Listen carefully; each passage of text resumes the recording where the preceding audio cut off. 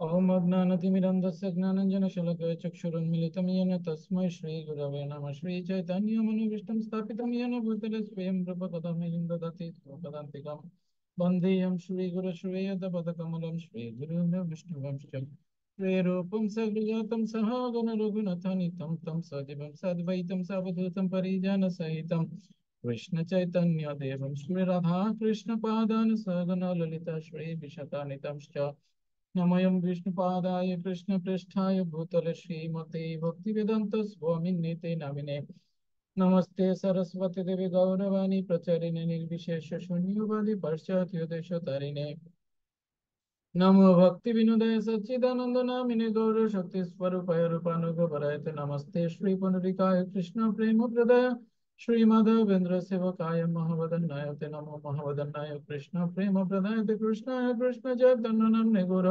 द्वेषे नमः नित्यानंद नमस्तुभ्यं प्रेमानंद प्रदायने कलो कल्मषनाशाय जन्मपतये नमः पंचतत्त्वात्मकं कृष्णं भक्तरूपस्वरूपकं भक्तावतारं भक्ताख्यं नमामि भक्तशक्तिकं नीलाचलनिवासाय नित्याय परमात्मने बलभद्र सुभद्राभ्यां जगन्नाथाय ते नमः।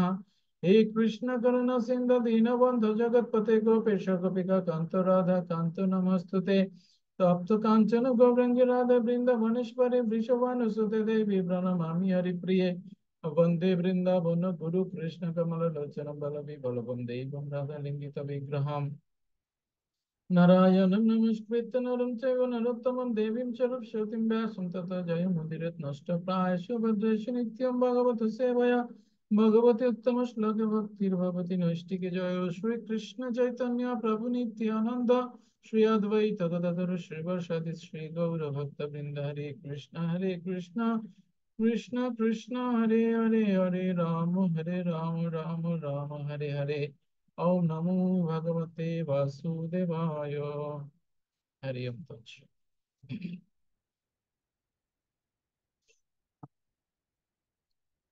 9 জন, ভালো।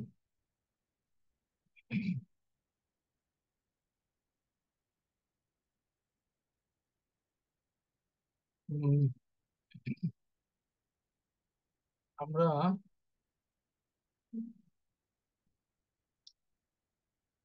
ডেপ্রিসিয়েশন করতাম, ডেপ্রিসিয়েশন বা এখনো আমাদের প্রতিষ্ঠানে ডেপ্রিসিয়েশন হয়, অবলোকন, অবলোকন, হ্যাঁ। সেটাতে একটা পদ্ধতি আছে, ক্রমহ্রাসমান যে ক্রমান্বয়ে এটা কমবে। এখন আমাদের এই বেজ হয়ে গেছে সেই ক্রমহ্রাসমান। ভীষ্মদেব ইচ্ছা মৃত্যুর বর প্রাপ্ত হয়েছিলেন না?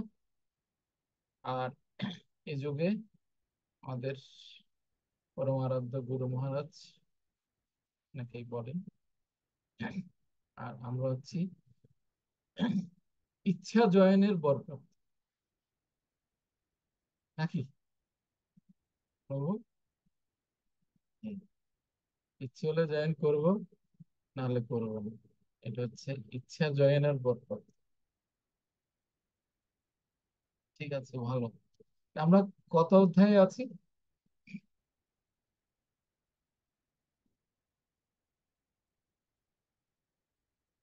কত অধ্যায়ে আছি আমরা, এই জানুই বলো।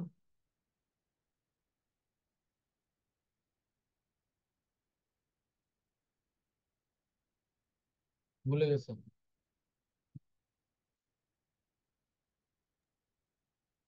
হরে কৃষ্ণ প্রভু। হ্যাঁ। সাউন্ড কম। আচ্ছা, না, শুনতে পাচ্ছি। এখন? এখন ঠিক আছে, এতক্ষণ আমি কিছু শুনতে পাইনি। হ্যাঁ, ওই এতক্ষণ এইটা একটু দূরে সরে গেছিল। বলেন, আমরা আহ কত অধ্যায় করেছিলাম এর আগে? সপ্তম অধ্যায় শেষ? অষ্টম। শেষ? এখন অষ্টম অধ্যায় আছে। 8 নম্বর শ্লোক। সপ- আহ, সপ্তম অধ্যায় শেষ? কালকে। অষ্টম অধ্যায় কি শুরু করেছি আমরা? হ্যাঁ প্রভু। সপ্তম অধ্যায় কি পুরোপুরি শেষ আমাদের?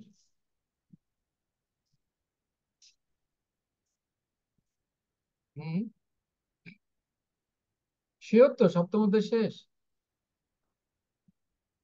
প্রভু।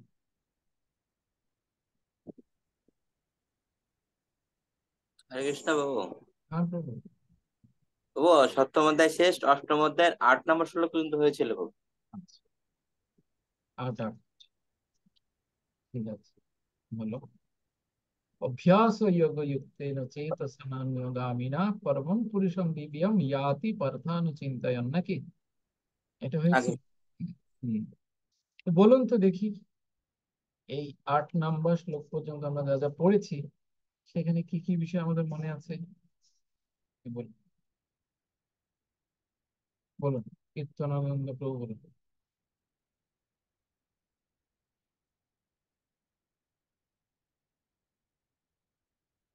হরে কৃষ্ণ। প্রভু আনমিউট করুন। বলুন, এই 8টা শ্লোকে আমরা কি পড়েছি, সেখান থেকে আপনার কি কি মনে আছে, বা কি কি ভালো লেগেছে আপনার, বলুন।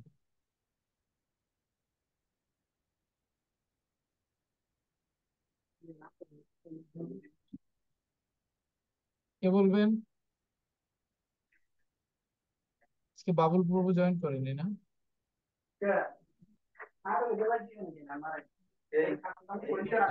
বলুন। হরে কৃষ্ণ বাবু। হ্যাঁ প্রভু, বলুন। হরে কৃষ্ণ বাবু, আমরা অষ্টম অধ্যায় 1 নম্বর শ্লোক থেকে ভগবানের যে প্রশ্ন, সে প্রশ্ন থেকে আমরা 1 নম্বর শ্লোকে 5টা প্রশ্ন পেয়েছি। এর ব্রহ্মা কে, আধ্যাত্মিক কে, সকাম কর্মকে এবং অধ্যাত্ম। আধ্যাত্ম ব্রহ্ম আধ্যাত্ম কি, কে, অধ্যাত্ম কি, আর অধি অধিদৈব বা কি। কর্ম কি? আহ, আর 2 নম্বর শ্লোক থেকে মহারাজ কুলশেখরের মহারাজ কুলশেখর ভগবানের কাছে প্রার্থনা করে, যে প্রার্থনা থেকে অর্জুন জিজ্ঞাসা করেছিলেন।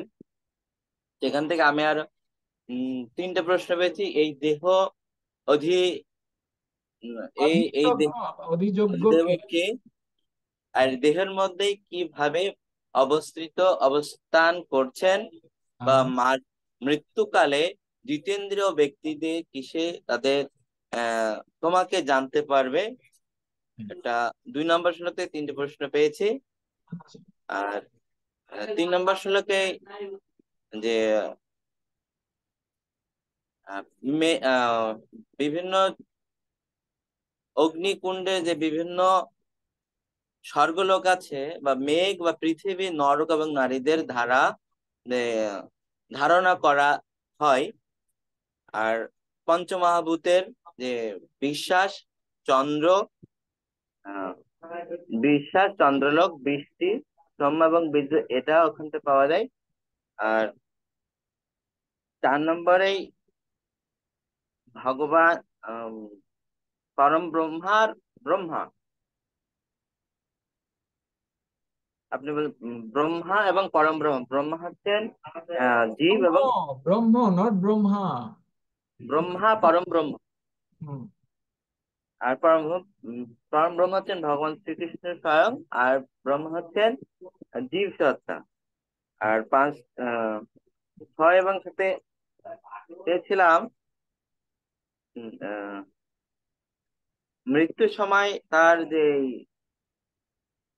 যা কাকে স্মরণ করা যায়, বিশেষ করে গুরুদেবকে স্মরণ করলেই মানে বেশি কার্যকরী, এবং আমরা যদি ভুলে যেতে না পারি, জন্য সেজন্য গুরুদেবের শরণাগত থাকাটাই সব থেকে বেটার।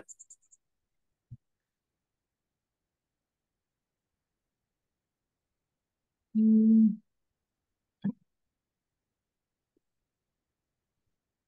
এই প্রথম দুটি শ্লোকে অর্জুনের প্রশ্ন, একটি প্রশ্ন, সেই প্রশ্নের মধ্যে 8টা বিষয় অর্জুন জানতে চেয়েছেন। ব্রহ্ম, অধ্যাত্ম, কর্ম, অধিভূত, অধিদৈব, তারপর হচ্ছে অধিযজ্ঞ, দেহের মধ্যে তিনি কি রূপে অবস্থান করেন, এবং মৃত্যুকালে কিভাবে ভগবানকে, জিতেন্দ্রীয় ব্যক্তিরা কিভাবে তোমাকে জানতে পারেন। হুম। ভগবান 3 নম্বর শ্লোক থেকে উত্তর দিচ্ছেন। এখন চোখ বন্ধ করে উত্তর দেবেন, ঠিক আছে? ও, আমাদের দেবাশিস প্রভু বলুন, ব্রহ্ম কি? ভগবান যে উত্তর দিয়েছেন সেটা বলবেন। চক্ষু নির্মিলিতম যেন। চক্ষু উন্মীলিতম না নির্মীলিতম, বন্ধ করে বলুন।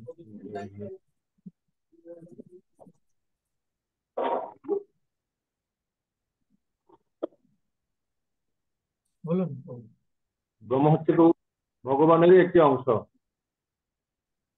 ভগবান কি তাই বলেছে? ভগবান কি উত্তর দিয়েছে বলুন।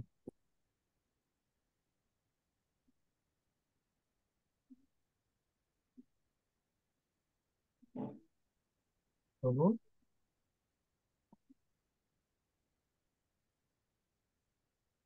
চিরঞ্জীবী প্রভু বলুন। ব্রহ্মা হচ্ছে জীব প্রভু, আর পরম ব্রহ্ম হচ্ছেন ভগবান। না, ভগবান কি উত্তরটা দিয়েছিলেন সেটা বলতে বলছি।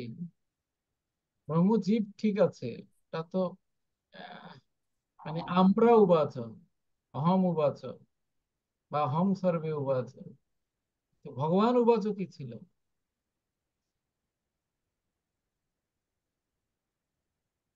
হুম,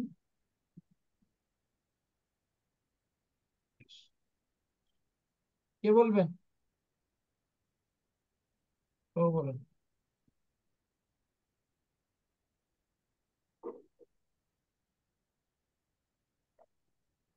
বলুন প্রভু। হরে কৃষ্ণ প্রভু।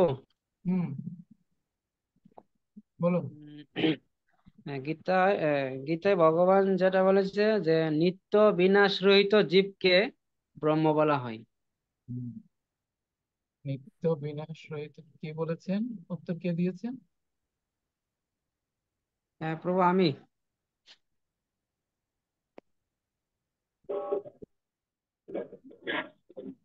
মহানন্দ প্রভু বলেছিলেন? হ্যাঁ প্রভু, আমি শ্রীরাম সখা দাস। আচ্ছা, এই যে, ঠিক আছে। আহ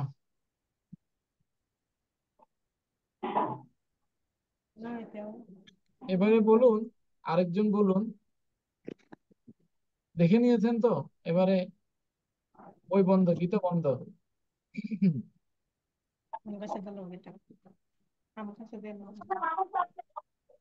হরে কৃষ্ণ। কেউ দেখবেন না, হ্যাঁ, কেউ দেখবেন না। বলুন মাতা, বলুন। কর্ম কি? এই দেখে নিচ্ছে, দেখা যাবে না, দেখা যাবে না। বলুন,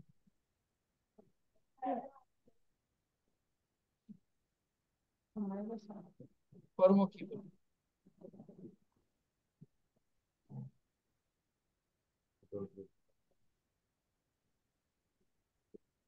আমি সবাই তো অধ্যাত্ম দেখেছে, আমি তো কর্ম জিজ্ঞেস করবো, এটা তো বুঝতে পারবে না। কি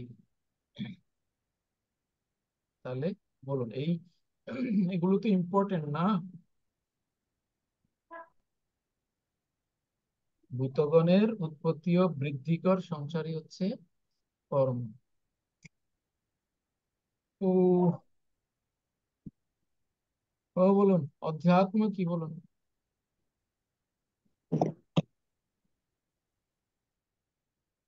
বলাই প্রভু। নিত্য স্বভাব। আনমিউট করুন প্রভু, আনমিউট করুন।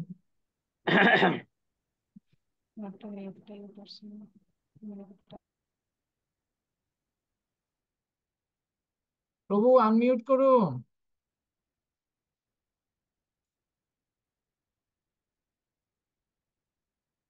ওখানে দেখুন ইয়েস নো, আপনি ইয়েস এ, ইয়েস এ চাপ দিন একটু। এই তো হয়েছে। বলুন বলুন বলুন। হরে কৃষ্ণ প্রভু, দণ্ডবত প্রণাম। প্রভু প্রণাম প্রভু, অধ্যাত্ম কি বলুন। দেখবেন না, দেখবেন না, দেখবেন না, না দেখে বলুন।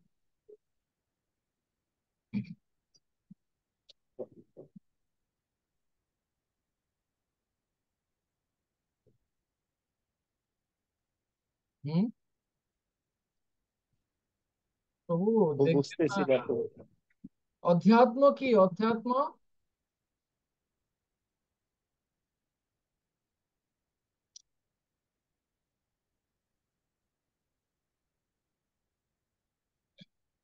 নিমাই প্রভু বলুন তো, অধ্যাত্ম কি?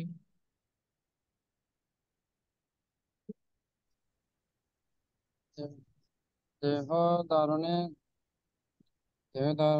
দেহের অধিকারপূর্বক ধারণের বক্ষের অবস্থানকে হ্যাঁ, ভগবান যেটা অজ্ঞাত বলা বলেছে হয়। সেটা, ভগবান যেটা যেভাবে উত্তর দিয়েছেন সেটা ডিরেক্ট।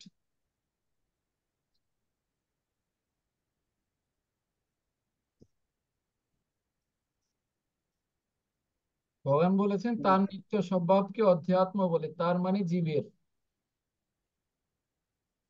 জীবের নিত্য স্বভাবকে বলে অধ্যাত্ম।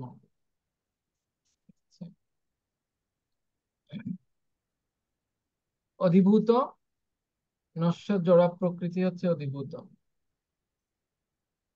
অধিদৈব বিরাট পুরুষ হচ্ছে অধিদৈব। বিরাট পুরুষ সূর্য চন্দ্র আদি সমস্ত দেবতাদের সমষ্টি রূপ বিরাট পুরুষ হচ্ছে অধিদৈব। দেহীদের দেহান্তর্গত অন্তর্যামী রূপে তিনি সবার শরীরে বিরাজ করেন এবং তিনি সেই পরম পুরুষ হচ্ছেন অধিযজ্ঞ বা অধিযজ্ঞ।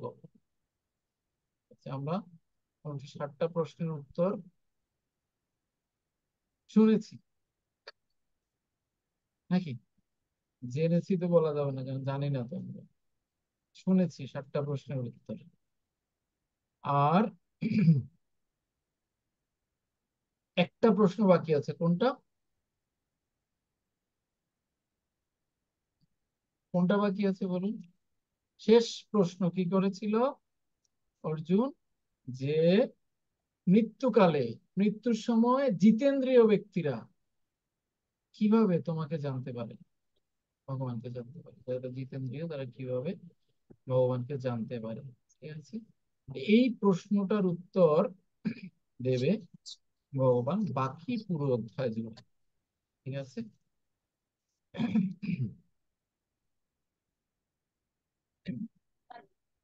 এই শ্লোক নাম্বার 9 থেকে 13-তে ধ্যান বা যোগ মিশ্রা ভক্তির দ্বারা কৃষ্ণ স্মরণের কথা বলছেন।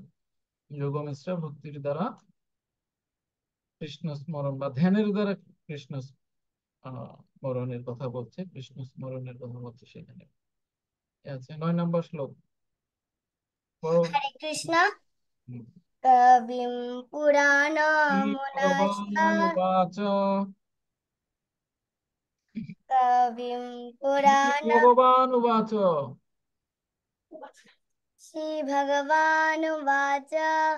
কবিম পুরাণমুনাশাসিতারাম অনোরণীয়ম মননুস্মরেদ্যः সমনুস্মরেদ সর্বাস স সমনুস্মরেদ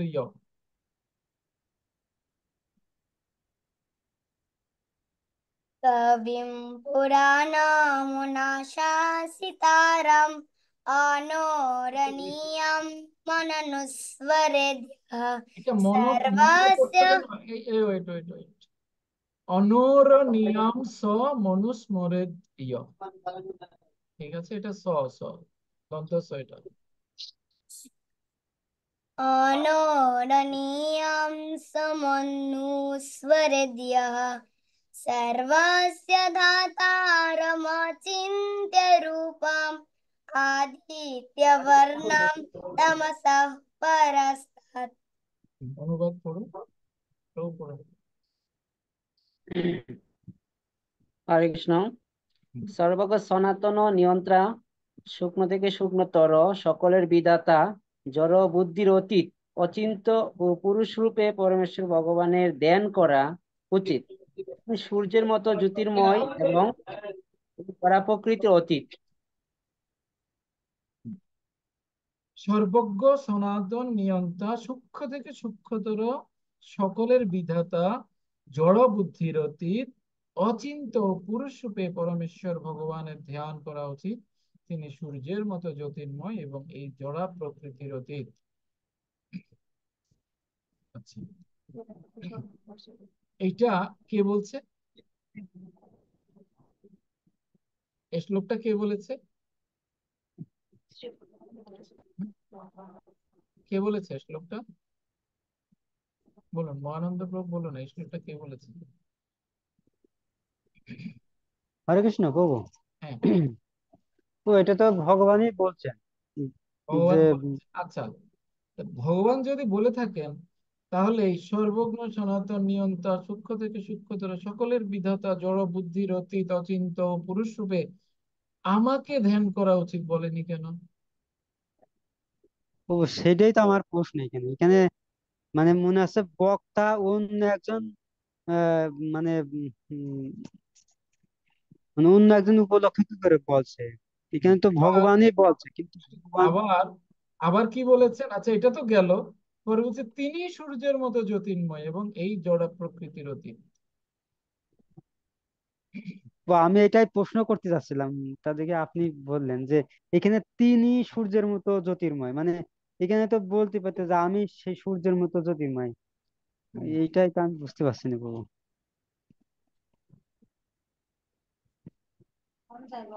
কি হতে পারে?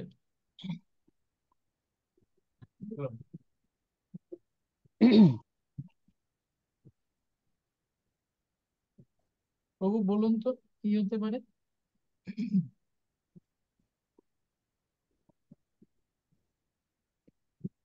আমি বোঝাতে পেরেছি? ভগবান তো এখানে, যেহেতু ভগবান নিজেই বলছেন, তাহলে তো ভগবান বলতে পারতেন যে অচিন্ত পুরুষ রূপে আমি, আমার ধ্যান করা উচিত, আমি সূর্যের মতো জ্যোতির্ময় এবং এই জড় প্রকৃতির অতীত।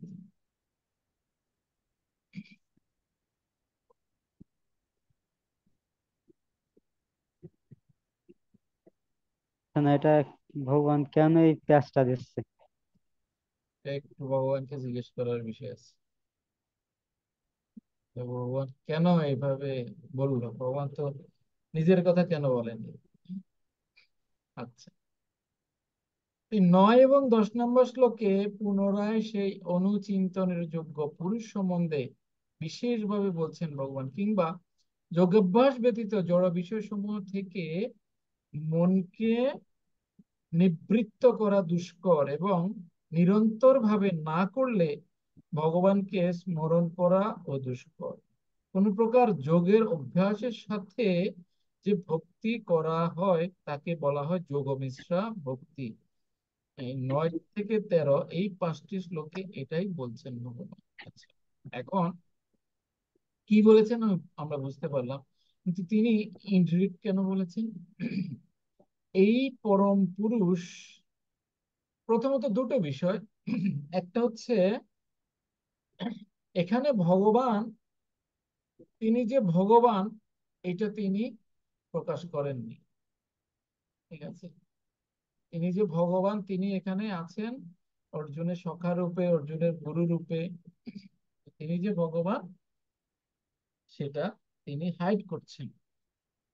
ঠিক আছে? হাইড করছেন। আরেকটা হচ্ছে যে এই যে তিনি ছিলেন এই কুরুক্ষেত্রের যুদ্ধে, তিনি কোন কৃষ্ণ ছিলেন? তিনি কোন কৃষ্ণ ছিলেন? বাসুদেব কৃষ্ণ। ঠিক কিনা? মথুরার কৃষ্ণ।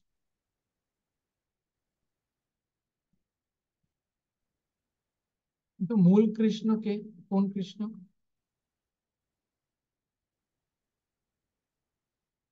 বৃন্দাবনেশ্বর কৃষ্ণ।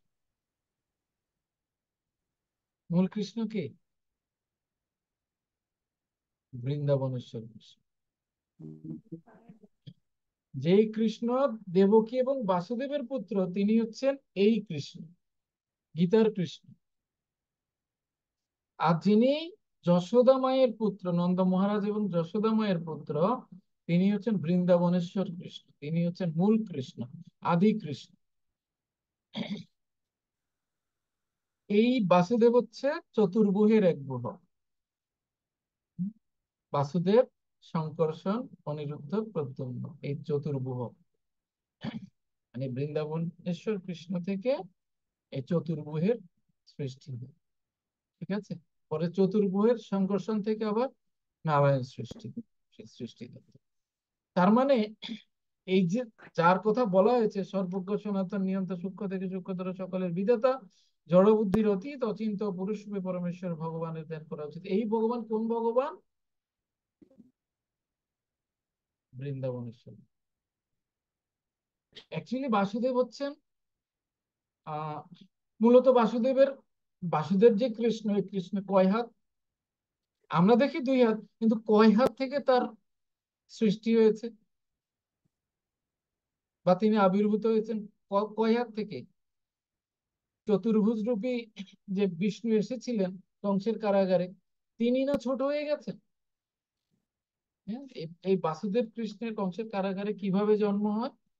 তিনি তো আহ দেবকীর গর্ভে জন্মগ্রহণ করেননি, করেছেন? না। যখন তিনি চতুর্ভুজ রূপে আবির্ভূত হয়েছেন, তখন দেবকী এবং বসুদেব বলছিল যে এত বড় হলে কিভাবে তুমি পুত্র হবে? হ্যাঁ, তো তখন কি হয়েছে? ছোট হয়ে গেছে, ছোট বাচ্চা হয়ে গেছে ভগবান একদম এর মধ্যে। তাহলে তার আবির্ভাব হয়েছে চতুর্ভুজ থেকে।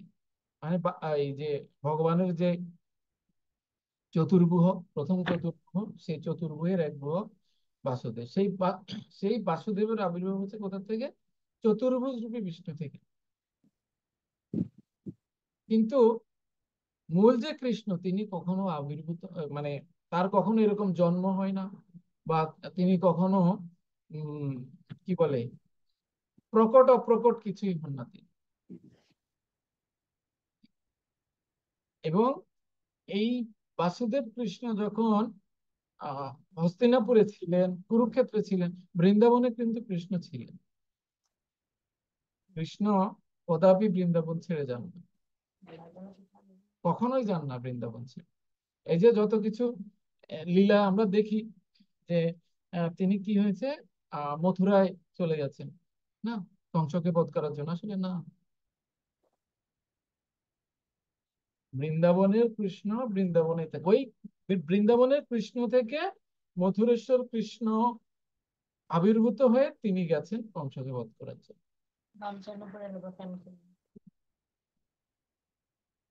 বুঝতে পারছেন? সেই বাসুদেব কৃষ্ণেরও প্রভু হচ্ছেন বৃন্দাবনেশ্বর কৃষ্ণ। ঠিক আছে প্রভু, আনন্দ প্রভু, বুঝতে পেরেছেন? হ্যাঁ, হরে কৃষ্ণ প্রভু, বুঝতে হ্যাঁ, পারছি। হ্যাঁ, প্রভু বলছি যে আমার একটা প্রশ্ন ছিল। হ্যাঁ, বলুন। আমরা দেখি যে ভগবান যখন বৃন্দাবনে ছিলেন বিভিন্ন অসুর বধ করেছেন, তাহলে আহ, ভগবান মানে কোন, কি বাসুদেব কৃষ্ণ কি, না আছে যে যশোদানন্দন কৃষ্ণ অসুরগুলো বধ করেছেন? বৃন্দাবনেশ্বর কৃষ্ণ তিনি কখনো এই অসুর, তিনি কি করেন, তিনি শুধু এই মানে গোচারণ করেন, বংশী বাজান, এই এই তার কাজ। আর খাবেন দাবেন ঘুরবেন ফুর্তি করবেন। ওই সব অসুর শুধু যা বধ হয়েছে এ বাসুদেব কৃষ্ণ, মানে কৃষ্ণের থেকে সেরকম। মানে আমরা কিন্তু ভেদ দর্শন করতে পারবো না, এটা অভেদ, কিন্তু সূক্ষ্ম একটা ভেদ রয়েছে, যেটা সাধারণ ইভেন গোপোষকরাও এটা বুঝতে পারে। ঠিক আছে, যখন আহ কৃষ্ণ যখন চলে যাচ্ছেন, সম্ভবত অক্রূরের হ্যাঁ, যখন চলে যাচ্ছেন বৃন্দাবন ছেড়ে, দেখছেন সবাই আহ গোপিকারা, সমস্ত বৃন্দাবনবাসী তার পেছন পেছন পেছন পেছন যাচ্ছেন, ক্রন্দন করছেন। তা তিনি ঠিক বর্ডারে গিয়ে, মানে বৃন্দাবনেশ্বর যে কৃষ্ণ, তার থেকে মথুরেশ্বর কৃষ্ণ আবির্ভূত হয়ে চলে গেছেন। উনি এখানে, সেই সময় যারা খুব অন্তরঙ্গ তারা দর্শন করেছে, কিন্তু তিনি সেখানে নিজেকে যোগমায়ার দ্বারা আবৃত করে রেখেছেন। লীলার জন্য ভগবান হচ্ছে। এটা মনে রাখবেন যে ভগবান কখনো বৃন্দাবন ছেড়ে কোথাও যান, কখনো যান। এখনো আছে কিন্তু বৃন্দাবনে কৃষ্ণ, এখনো আছে। ঠিক না? নিধুবনের কথা তো আমরা জানি না, এখানে কৃষ্ণ কদাপি বৃন্দাবন ছেড়ে যান।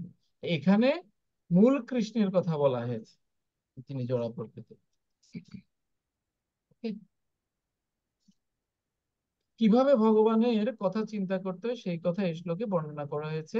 এখানে প্রথম কথা হচ্ছে, তিনি নির্বিশেষ বা শূন্য নন। নির্বিশেষ অথবা শূন্যের ধ্যান করা যায় না, সেটি অত্যন্ত কঠিন। ভগবান শ্রীকৃষ্ণের চিন্তা করার পন্থা খুবই সহজ, এবং এখানে বাস্তবসম্মত ভাবে তা বর্ণনা করা হয়েছে। সর্বপ্রথমে জানতে হবে যে ভগবান হচ্ছেন পুরুষ এবং একজন ব্যক্তি। আমরা পুরুষ রাম ও পুরুষ কৃষ্ণের চিন্তা করি, তার শ্রী রাম এবং শ্রীকৃষ্ণ যেভাবেই চিন্তা করি তার রূপ কেমন, ভগবদ গীতার এই শ্লোকটিতে তার বর্ণনা করা হয়েছে। এখানে ভগবানকে কবি বলা হয়েছে, তার মানে তিনি অতীত, বর্তমান ও ভবিষ্যতের সবকিছুই জানেন। তিনি হচ্ছেন আদি পুরুষ, কারণ তিনি হচ্ছেন সবকিছুর উৎস, সবকিছু তার থেকে উদ্ভূত হয়েছে।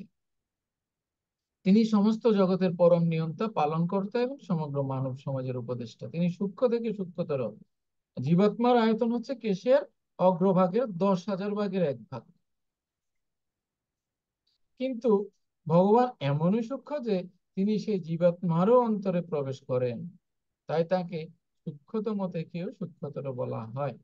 পরমেশ্বর ভগবান রূপে তিনি পরমাণুর মধ্যে প্রবেশ করেন, অনুসদৃশ্য জীবের অন্তরে প্রবেশ করেন এবং পরমাত্মা রূপে তাদের পরিচালিত করেন। আমরা কি পড়েছি? সৃষ্টি লীলায় আমরা কি পড়েছি? ভগবান থেকে মহাবিষ্ণু সৃষ্টি হয়, পর্যায়ক্রমে মহাবিষ্ণু, গর্ভদোক্ষায়ী বিষ্ণু, ক্ষীরোদোক্ষায়ী বিষ্ণু এবং কারণোদোক্ষায়ী বিষ্ণু। প্রথমে কারণোদোক্ষায়ী বিষ্ণুর আহ নিঃশ্বাস প্রশ্বাসের ফলে সেই পুরো ব্রহ্মাণ্ড সৃষ্টি হয়। তখন আহ ক্ষীরোদোক্ষ গর্ভদোক্ষায়ী বিষ্ণু সেখানে আবার সেই ব্রহ্মাণ্ডে প্রবেশ করেন এবং তিনি তার থেকে, যে তার নাভিপদ্ম থেকে পদ্ম ফুলের সৃষ্টি হয়, সেখানে ব্রহ্মা সৃষ্টি হয়। ব্রহ্মা আবার যে সৃষ্টি করেন, তিনি আবার ক্ষীরোদোক্ষায়ী বিষ্ণু রূপে সেখানে তিনি প্রবেশ করেন, ঠিক কিনা? তাইলে এখানে যে দেখুন বলছেন যে পরমেশ্বর ভগবান রূপে তিনি পরমাণুর মধ্যেও প্রবেশ করেন।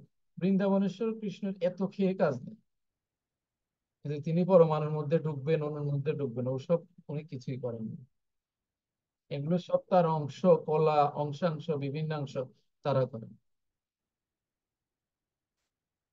বুঝতে পারছেন তার কাজ কি? তার কাজ হচ্ছে শুধু রাধারানীর সঙ্গে লীলা বিহার করা, বংশী বাজানো, তারপরে এই এগুলো গোবাছুরাদি চড়ানো। তিনি হচ্ছেন আত্মারাম, তিনি সবসময় আনন্দে থাকেন। তো ওই যুদ্ধ বিগ্রহ এসব তার কাজ চলবে।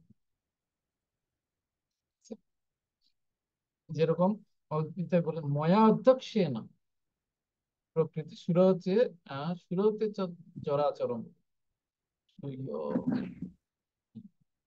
ভগবানের অধ্যক্ষতা, ভগবান হচ্ছেন সেখানে অধ্যক্ষ, প্রিন্সিপাল। প্রিন্সিপাল কখনো ক্লাস নেয়? একটা কলেজে প্রিন্সিপাল কখনো ক্লাস নেয় না, তিনি শুধু তদারকি করেন। বসে থাকবেন রুমে, তদারকি করবেন, একে ডাকবেন, ওকে ডাকবেন, এটা করো, ওটা করো, সেটা করো। এই ভগবান হচ্ছেন প্রিন্সিপাল। আর সবাই হচ্ছেন প্রফেসর, আছে কেউ, কেউ অ্যাসিস্ট্যান্ট প্রফেসর, কেউ লেকচারার, এরকম ভাবে আছে। বুঝে গেল?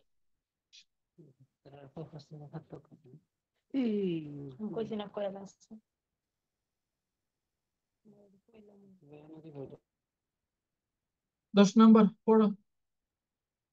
हरे कृष्णा। प्रयाण काले मनसा चलेन भक्त्या युक्त योग बालेन चैव ध्रुवोर्मध्ये प्रणववेश्य सम्यक् सतं परं पुरुषमुपैति दिव्यम्। তুমি আদা মুখে দাও, আদা মুখে দাও।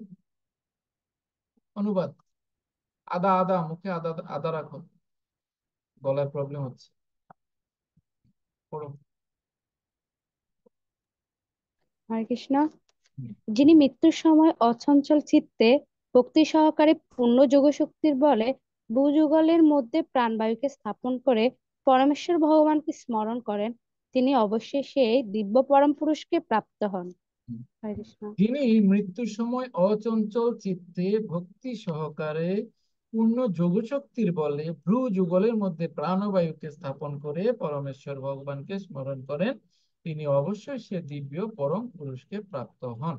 আচ্ছা, অর্জুন কি এত কিছু করেছিল? অর্জুন কুরুক্ষেত্রের যুদ্ধে আগে পরে কি এগুলো করেছিল?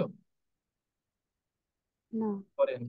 তাহলে যে বলছে এগুলো করলে পরম পুরুষকে প্রাপ্ত হয়, তাহলে অর্জুন কি সেই পরম পুরুষকে, দিব্য পরম পুরুষকে প্রাপ্ত হয়েছিল? হয়েছে, যখন ভগবান গীতার জ্ঞানটা দিছিল তখন। হ্যাঁ, একটু আগে কি বলেছিলাম? অর্জুন যে কৃষ্ণকে পেয়েছিলেন তিনি কোন কৃষ্ণ? বাসুদেব কৃষ্ণ। কোনো ভেদ নেই, আবার বিস্তর ভেদ। তাহলে অর্জুনকে, অর্জুনের সামনেই তো ছিলেন ভগবান। অর্জুনের সামনে ছিলেন না ভগবানকে? আহ তিনি যখন 7 নম্বর, দ্বিতীয় অধ্যায় 7 নম্বর শ্লোকে অর্জুন বলছে শিষ্যরূপে গ্রহণ করতে, ভগবান তো তাকে শিষ্যরূপে, মানে এই বাসুদেব কৃষ্ণ তাকে শিষ্যরূপে গ্রহণ করে পরে উপদেশ দেওয়া শুরু করেছেন। তাহলে তিনি তো তার পাশেই আছেন অর্জুনকে, তাহলে অর্জুনকে আবার এই গল্প শোনানোর দরকার কি যে এটা করলে সেই পরম পুরুষকে, দিব্য পরম পুরুষকে পাওয়া যাবে? না, কেন অর্জুনের কার্য শেষ হয়নি। ঠিক আছে, অর্জুন যখন ঠিক যথাযথভাবে শাস্ত্র নির্দেশিত পন্থায় কাজগুলো করবে তখন তিনি সেই পরম পুরুষকে, সেই পরম পুরুষকে প্রাপ্ত হবেন। ঠিক আছে। তবু আমার একটা প্রশ্ন ছিল, হ্যাঁ, তাহলে এই যে বৃন্দাবনে যে অনেক অসুর দমন করছিল, তাহলে তখন কোন কৃষ্ণ করছিল? বৃন্দাবনে এই কৃষ্ণ করে নাই? যুদ্ধ বিগ্রহ সব এই বাসুদেব কৃষ্ণের কাজ। ও আচ্ছা, তাহলে বৃন্দাবনে কৃষ্ণ কিছুই করে না, এই যে পুতনা বৃন্দাবন, ওই যে রাক্ষসী বললাম না, অত কাজ নেই তো বৃন্দাবনে, কৃষ্ণের অত কাজ নেই, খেয়ে দেয়, ওগুলো করবে না। ঠিক আছে তো, হরে কৃষ্ণ। এখন ওটা, এখন প্রশ্ন করতে পারেন তাহলে তো উনি যেভাবে আছে ওভাবেই তো গেল, ঠিক না? ওভাবেই তো গেল যে আহ, সখাদের সাথে খেলছে, বল খেলছে, ওই খেলা অবস্থায় তো যমুনার মধ্যে ঝাঁপ দিল কালীয় দমন যখন হয়েছিল। না, এইটাই তো ভগবানের অচিন্ত শক্তি, যেটা আমরা চিন্তা করতে পারবো না। ওই যে ঝাঁপ দিয়েছে, ঝাঁপের মধ্যে চেঞ্জ হয়ে গেছে। বুঝতে পারছেন? এটা সম্ভব না ভগবানের মধ্যে, ভগবানের পক্ষে। বলছে যাও, আমি অভিনয় করলাম, তুমি যাও যুদ্ধ টুদ্ধ করে আসো, আমি একটু রেস্ট করি।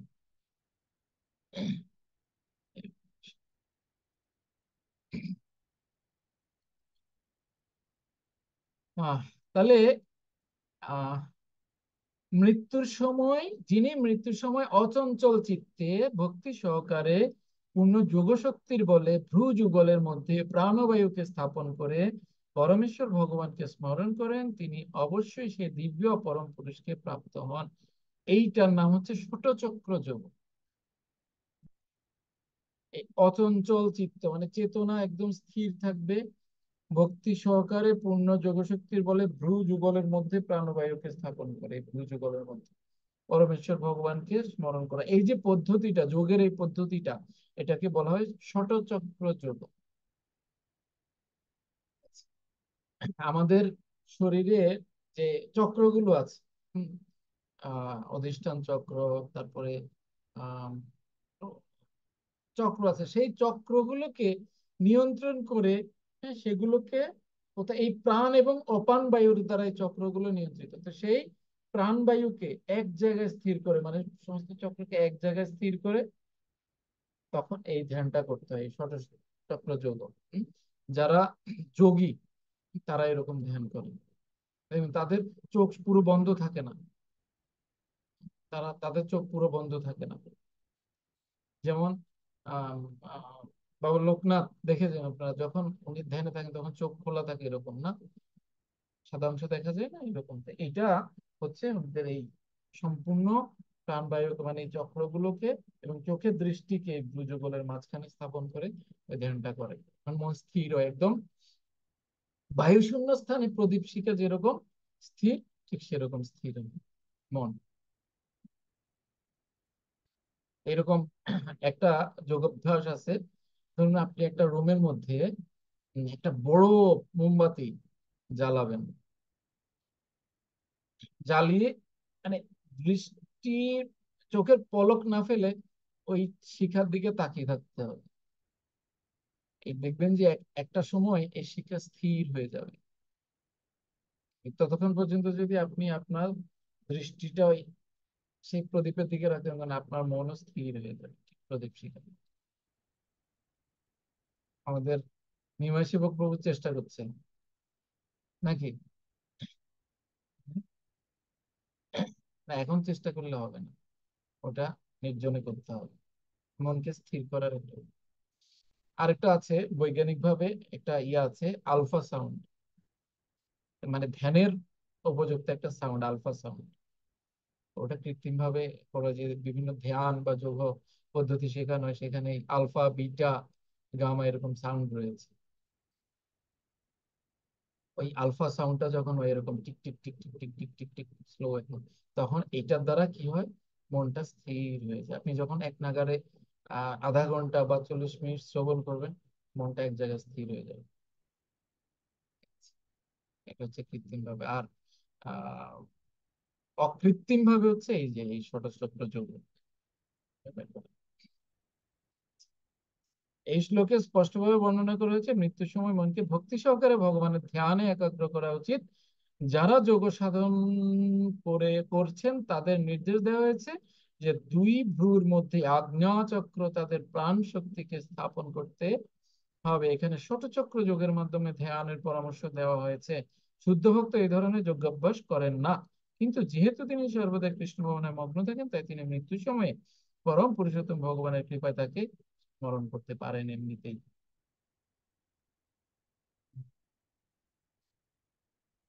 এই শ্লোকে যোগ বলেনও কথাটি খুবই তাৎপর্যপূর্ণ, কারণ ষটচক্র যোগ বা ভক্তি যোগই হোক না কেন, কোনো একটি যোগ অভ্যাস না করলে মৃত্যুর সময়ে এই অপ্রাকৃত স্তরে উন্নীত হওয়া যায় না।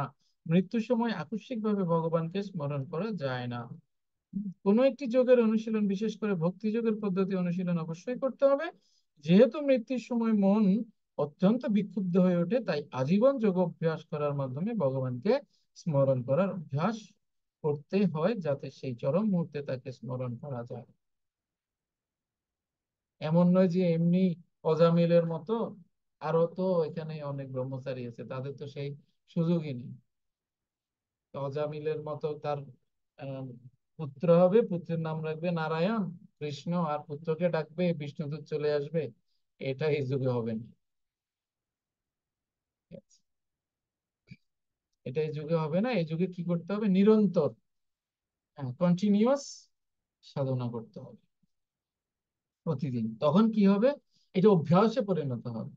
ষষ্ঠ অধ্যায়ে আমরা পড়েছি অভ্যাসেন তু কন্তেয় বৈরাগ্যেন চ। অভ্যাস, কৃষ্ণ স্মরণ যখন আহ আমরা নিরন্তর করতে থাকি, তখন মৃত্যুর সময় অটোমেটিক্যালি ওই কৃষ্ণ নামই আসবে, গুরু কৃষ্ণের নামই আসবে। ঠিক আছে, 11 নম্বর পড়ো। हरे कृष्णा। यदाक्षरं वेदविदो वदन्ति विशन्ति यदियतयो वीतरागा यदिच्छन्तो ब्रह्मचर्यं चरन्ति तत्ते पदं संग्रहेण प्रवक्ष्ये। অনুবাদ করুন। হরে কৃষ্ণ। ধন্যবাদ। বেদবিত্ত পণ্ডিতেরা যাকে অক্ষর বলে অভিহিত করেন, বিষয়ের আসক্তিশূন্য সন্ন্যাসীরা যার মধ্যে প্রবেশ করেন, ব্রহ্মচারীরা যাকে লাভ করার ইচ্ছায় ব্রহ্মচর্য পালন করেন, তার কথা আমি সংক্ষেপে তোমাকে বলবো। বেদবিত পণ্ডিতেরা যাকে অক্ষর বলে অভিহিত করেন, বিষয়ে আসক্তি শূন্য সন্ন্যাসীরা যাতে প্রবেশ করেন, ব্রহ্মচারীরা যাকে লাভ করার ইচ্ছায় ব্রহ্মচর্য পালন করেন, তার কথা আমি সংক্ষেপে তোমাকে বলবো। ঠিক আছে, তার কথা কৃষ্ণ বলছেন, তার কথা। কে সেই ব্যক্তি?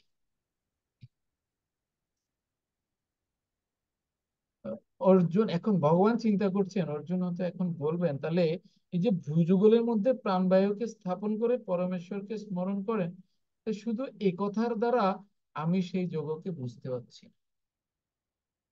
অতএব সেই যোগের প্রকার কি, সেই সম্পর্কে কি জপ করতে হবে, তার দ্বারা কি বিষয় প্রাপ্ত হওয়া যাবে, এটিও সংক্ষেপে বলতে হবে আমাকে। কৃষ্ণ এইরূপ চিন্তা করে এই 11 থেকে 13-তে এই প্রণালীটা একটু ডিটেলে বলছি। শুধু ভ্রুযুগলকে, সরি, প্রাণবায়ুকে ভ্রুযুগলের মধ্যে স্থাপন করতে হবে, এইটা দ্বারা অ্যাকচুয়ালি আমি বুঝতে পারছি না। এটা আর একটু ডিটেলে বলো, মূল কথা ভগবান চিন্তা করছে, তো অর্জুন এখন বলবে যে এরকম এরকম, এটা আমি বুঝতে পারছি না, তুমি একটু ডিটেলে বলো। তাই ভগবান আগে থেকেই এটা বলতে শুরু করছে। ভগবান এই 11 নম্বর শ্লোকে বলছেন যে হ্যাঁ, আমি সেই বিষয়ে তোমাকে বলবো, তোমাকে এখন বলবো। 12 নম্বর শ্লোকে কি বলছেন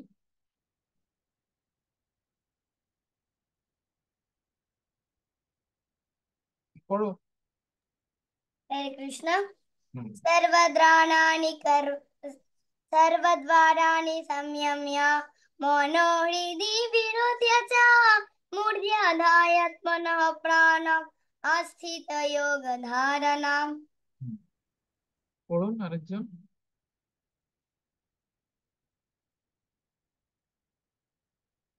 পড়ুন।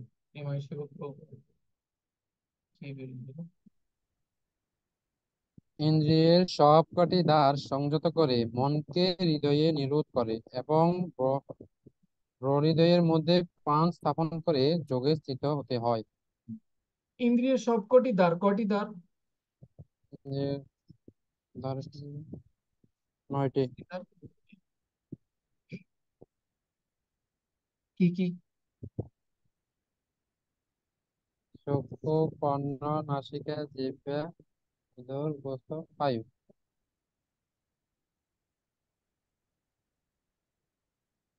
বায়ু, উপস্থ, তারপরে এই যে এই দুটো, এই দুটো, এই দুটো 6টা, তারপরে হচ্ছে এইটা একটা 7টা, তারপরে আহ বায়ু এবং উপস্থিত, টোটাল নবদা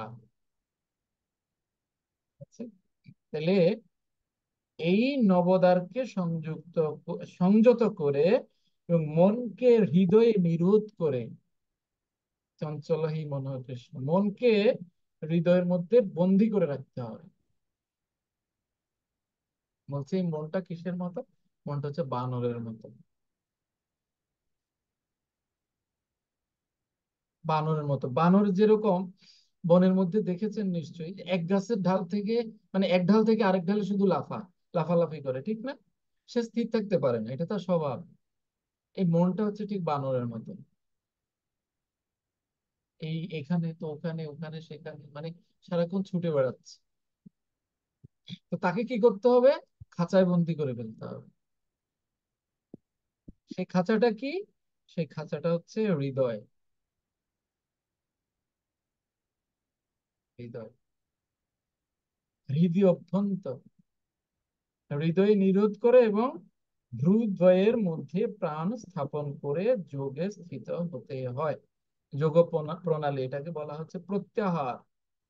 এই সংযত করা, নিরোধ করা, এটা হচ্ছে প্রত্যাহার। তা আমরা ষষ্ঠ অধ্যায়ে পড়েছিলাম, হুম, যোগের পদ্ধতিগুলো আমরা পড়েছিলাম। এখানে ভগবান আপনার সেই প্রত্যাহার সম্পর্কে বলছেন, যোগ প্রণালী প্রত্যাহার।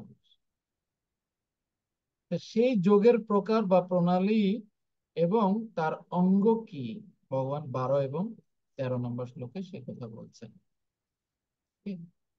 13 নম্বর শ্লোক পড়ো। ओम इत्येकाक्षरं ब्रह्म व्याहरन् मामनुस्वरम् यः प्रयाति त्यजन् देहं स याति परमं गतिम्।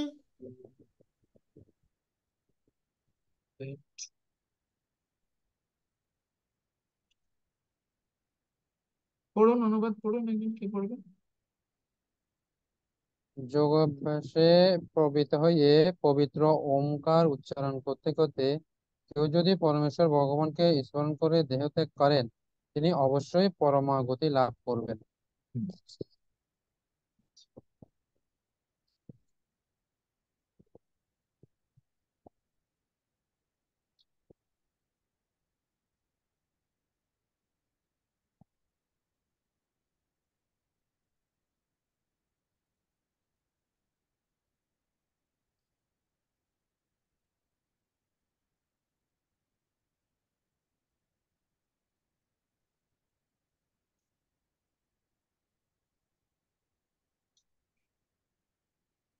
এই যোগের গতি কি হয়? এই যোগের গতি পরম হচ্ছে যোগাভ্যাসে প্রবৃত্ত হয়ে প্রবৃত্ত ওঙ্কার। ওঙ্কার মানে, ওঙ্কার মানে কি? শব্দ ব্রহ্ম।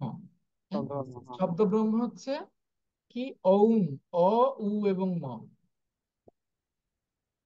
অ, উ এবং ম, এই তিনটা শব্দ। ওম, ওম, যেই এই ওম শব্দ উচ্চারণ করার মাধ্যমে ওম শব্দ তপস্যা করার মাধ্যমে ব্রহ্মার হৃদয়ে ভগবান যে জ্ঞান দান করেন।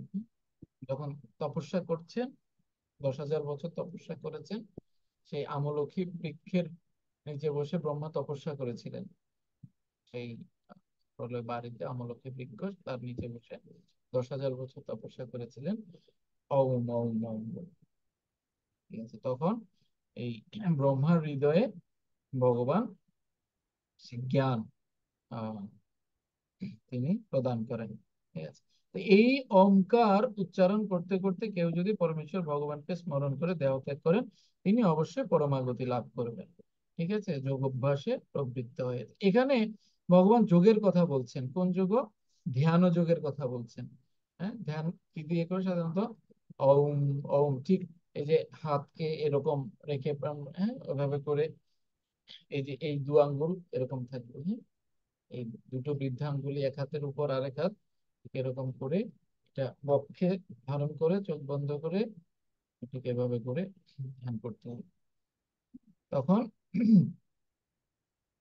এভাবে যদি করতে পারে এবং ওম, ওম উচ্চারণ করতে করতে এক মনে এক ধ্যানে, হ্যাঁ, তখন তিনিও পরমাগতি লাভ করেন দেহ ত্যাগের সময়।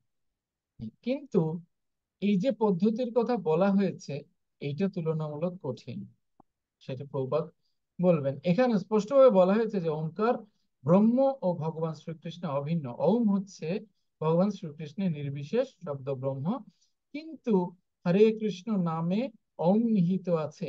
এই যুগে হরে কৃষ্ণ মহামন্ত্র কীর্তন স্পষ্টভাবে অনুমোদিত হয়েছে। তাই কেউ যদি জীবনের অন্তিম কালে হরে কৃষ্ণ কৃষ্ণ কৃষ্ণ হরে হরে, হরে রাম রাম রাম হরে হরে, এই মহামন্ত্র কীর্তন করতে করতে দেহ ত্যাগ করেন, তাহলে নিঃসন্দেহে তিনি স্বীয় গুণ বৈশিষ্ট্য অনুসারে যে কোনো একটি চিন্ময় লোকে পৌঁছাবেন।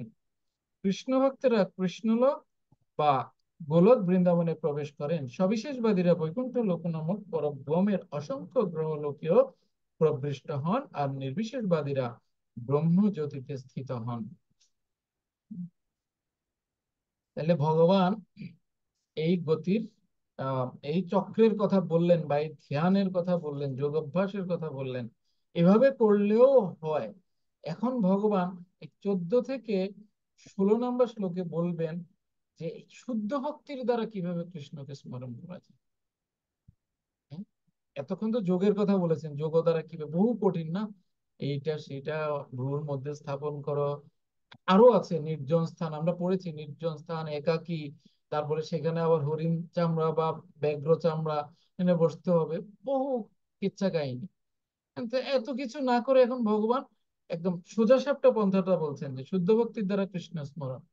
পড়ো, জানি পড়ো 14। अनन्यचेतः सततं यो मामस्मरति नित्यशः दुर्लभः नित्ययुक्तस्य योगिना।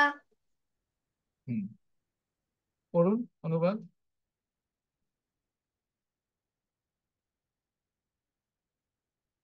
পড়ুন। হে পার্থ, যিনি একাগ্র চিত্তে কেবল আমাকে নিরন্তর স্মরণ করে, আমি সে নিত্যযুক্ত ভক্তিযোগের কাছে দুর্লভ হই। ভগবান কার কাছে সুলভ? সুলভ মানে সহজে লাভ করে। কে ভগবানকে সহজে লাভ করতে পারে? যিনি যিনি একাগ্র চিত্তে কেবল আমাকে নিরন্তর স্মরণ করেন, আমি সেই নিত্যযুক্ত ভক্ত যোগীর কাছে সুলভ হই।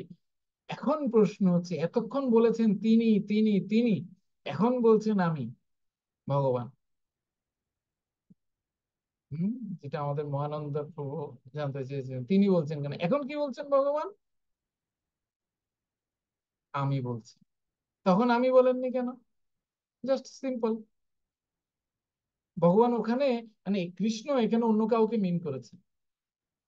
এখন এই যে কাজটা একাগ্র চিত্তে যদি আমরা বাসুদেবকেও নিরন্তর স্মরণ করতে পারি, ঠিক আছে। হুম, তাহলে হে পার্থ, যিনি একাগ্র চিত্তে কেবল আমাকেই নিরন্তর স্মরণ করেন, আমি সেই নিত্যযুক্ত ভক্ত যোগীর কাছে সুলভ হই। এবং কার কাছে সুলভ? যিনি একাগ্র চিত্তে কেবল ভগবানকে নিরন্তর স্মরণ করেন। নিত্যযুক্ত ভক্ত যোগীর কাছে। এতক্ষণ কি বলেছেন যে আমি ধ্যান যোগীর কাছে সুলভ হই? না। কার কাছে সুলভ হন? ভক্ত যোগীর কাছে। ভক্ত যোগী নিত্যযুক্ত। এখানে তাৎপর্য শিল প্রভুপাদ কি বলছেন? ভক্তি যোগের মাধ্যমে পরম পুরুষোত্তম ভগবানের সেবায় নিয়োজিত থেকে শুদ্ধ ভক্তগণ যে চরম লক্ষ্যে উপনীত হতে পারেন তা বিশেষভাবে এই শ্লোকে বর্ণনা করা হয়েছে। পূর্ববর্তী শ্লোকগুলিতে আর্ত, অর্থার্থী, জিজ্ঞাসু ও জ্ঞানী এই চার প্রকার ভক্তদের কথা বলা হয়েছে। জড়জগতের বন্ধন থেকে মুক্ত হবার বিভিন্ন পন্থা, কর্মযোগ, জ্ঞানযোগ, হঠযোগের বর্ণনা করা হয়েছে। এই সমস্ত যোগ পদ্ধতিতে কিছুটা ভক্তিভাব মিশ্রিত থাকে, কিন্তু এই শ্লোকটিতে জ্ঞান, কর্ম এবং হঠযোগের কোন রকম সংমিশ্রণ ছাড়াই বিশেষ করে বিশুদ্ধ ভক্তি যোগের কথা বলা হয়েছে। অনন্য চেতা শব্দটির মাধ্যমে বোঝানো হয়েছে যে শুদ্ধ ভক্তি যোগে ভক্ত ভগবান শ্রীকৃষ্ণকে ছাড়া আর কিছুই চান না।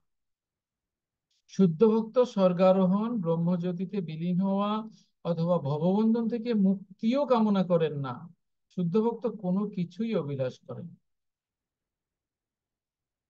আমরা অনেক সময় চাই না যে এই কৃষ্ণ, আমি যাতে ভগবত ধাম যেতে পারি, বা জব করছি, কেন জব করছি না, যাতে ভগবত ধাম যেতে পারি।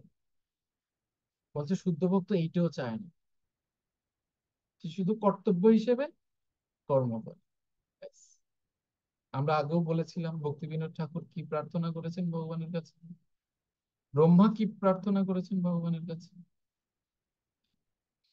ধ্রুব মহারাজ তিনি এসেছিলেন কেন? রাজ্য লাভ করবে। আর পরে সব তার সেই বাসনা সব উবে গেছে, তখন তিনি নারদ মুনির কৃপা এবং ভগবানের আশীর্বাদে তার মধ্যে থেকে সমস্ত বিষয় বাসনা দূরীভূত হয়ে তিনি ভগবানের একাগ্রচিত্ত হয়েছিলেন। হ্যাঁ, ভক্তিবিনোদ ঠাকুর বলেছেন, আমাকে কীট জন্ম দাও, আমার কোনো কিছু বলার নাই, শুধু এতটুকু দেখো ওই কীট জন্মে যাতে আমি তোমার সেবা করতে পারি। ওটা হলেই আমার চলবে। ব্রহ্মা একই কথা বলেছেন, আমি ব্রহ্মার পদ চাই না, তুমি আমাকে যেখানে জন্ম দিবে দাও, কিন্তু আমি যাতে তোমার শুদ্ধ ভক্তদের সেবা করতে পারি, তোমার সেবা করতে পারি, এতটুকু নিশ্চিত করলেই হবে, ব্যাস। আর কিছু দরকার নেই।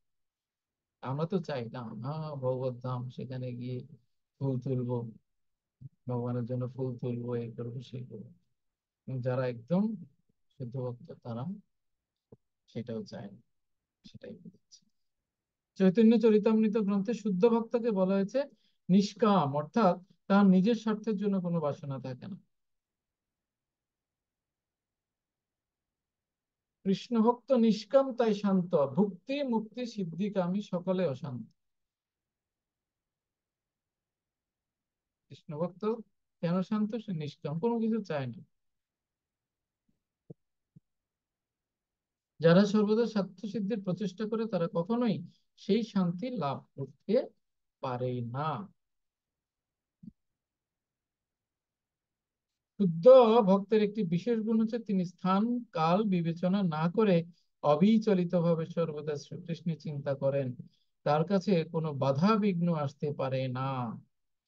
তিনি যে কোনো অবস্থায় যে কোনো সময়ে ভগবত সেবা করতে পারেন। কেউ কেউ বলেন যে শ্রী বৃন্দাবনের মতো ধামে অথবা ভগবানের লীলা ভূমিতেই কেবল ভক্তদের বাস করা উচিত, কিন্তু শুদ্ধ ভক্ত যে কোনো জায়গায় থাকতে পারেন এবং তিনি সেই স্থানটি তার শুদ্ধ ভগবত ভক্তির প্রভাবে শ্রী বৃন্দাবনের মতো পবিত্র পরিবেশে সৃষ্টি করতে পারেন। শ্রী চৈতন্য মহাপ্রভুকে অদ্বৈত আচার্য বলেছিলেন, হে প্রভু, তুমি যেখানেই থাকো না কেন সেই স্থানই বৃন্দাবন। মহাপ্রভু সন্ন্যাসের পরে যখন মহাপ্রভু যমুনায় স্নান করবেন, ভাবাবিষ্ট হলেন, তখন নিত্যানন্দ প্রভু এবং অদ্বৈত আচার্য প্রভু তারা প্ল্যান করে আহ মহাপ্রভুকে সেই গঙ্গায় স্নান করালেন। তো সেখানে অদ্বৈত আচার্য প্রভু নৌকা নিয়ে দাঁড়িয়েছিলেন এবং মহাপ্রভুর বহির্বাসিতা নিয়ে দাঁড়িয়েছিলেন। নিত্যানন্দ প্রভু সেই ভাবাবিষ্ট মহাপ্রভুকে নিয়ে গিয়ে গঙ্গায় স্নান করিয়েছেন। এরপরে স্নান করার পরে যখন মহাপ্রভুর মানে হুশ চৈতন্য ফিরে আসছে, যখন তার আবিষ্ট অবস্থা থেকে তিনি স্বাভাবিক অবস্থায় আসছেন, বলছেন আহ নিত্যানন্দ প্রভুকে বলছেন যে আমাকে কোথায় নিয়ে এলে, আমি তো যমুনায় যেতে চাইছি, আমি বৃন্দাবনে যেতে চাইছি। তখন বলেছেন প্রভু গো, তুমি যেতে থাকো সেটাই বৃন্দাবন, তুমি আর বৃন্দাবন যাবে কি, তুমি এখন যেখানে আছো সেই স্থানে বৃন্দাবন। তা ভক্তরা এবং ভগবান বলেছেন নহং তিষ্ঠামি বৈকুণ্ঠে যোগিনাম হৃদয়ে নচ মদ ভক্ত যত্র গায়ন্তি তত্র তিষ্ঠামি নারদ। মানে যেখানে ভগবানের ভক্তরা তার গুণকীর্তন করে ভগবান সেখানে থাকে। মানে সেই স্থান কি, যেখানে ভগবানের ভক্তরা ভগবানের গুণকীর্তন করে সেই স্থান কি, বৃন্দাবন। ঠিক আছে, মানে ভগবান সেখানে আছেন মিন্স সেটা বৃন্দাবন। হুম।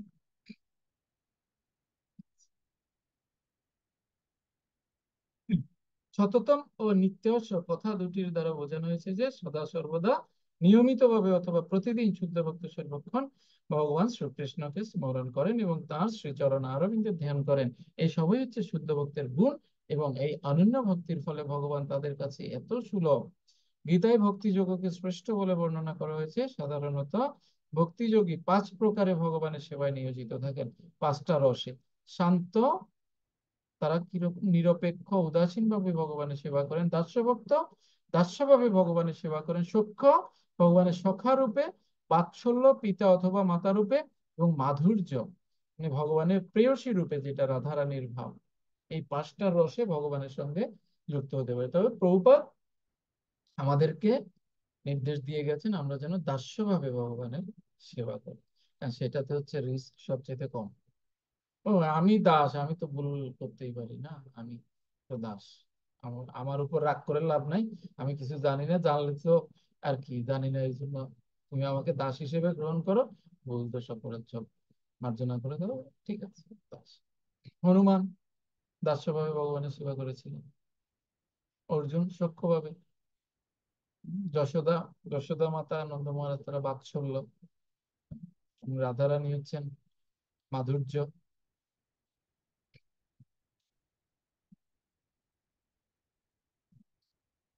এভাবে করে 5টা রসে ভগবানের সেবায় যুক্ত হওয়া যায়।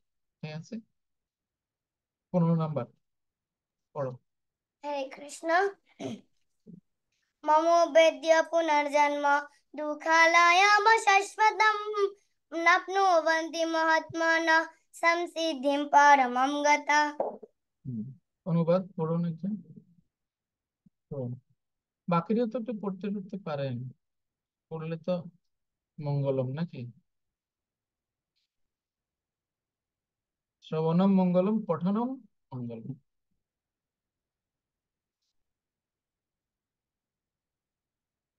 শ্রবণম পঠনম চ মঙ্গলম। পড়ুন, মাথা পড়ুন। মিউট করে পড়লে তো শুনতে পাবো না, আনমিউট করুন। হরে কৃষ্ণ।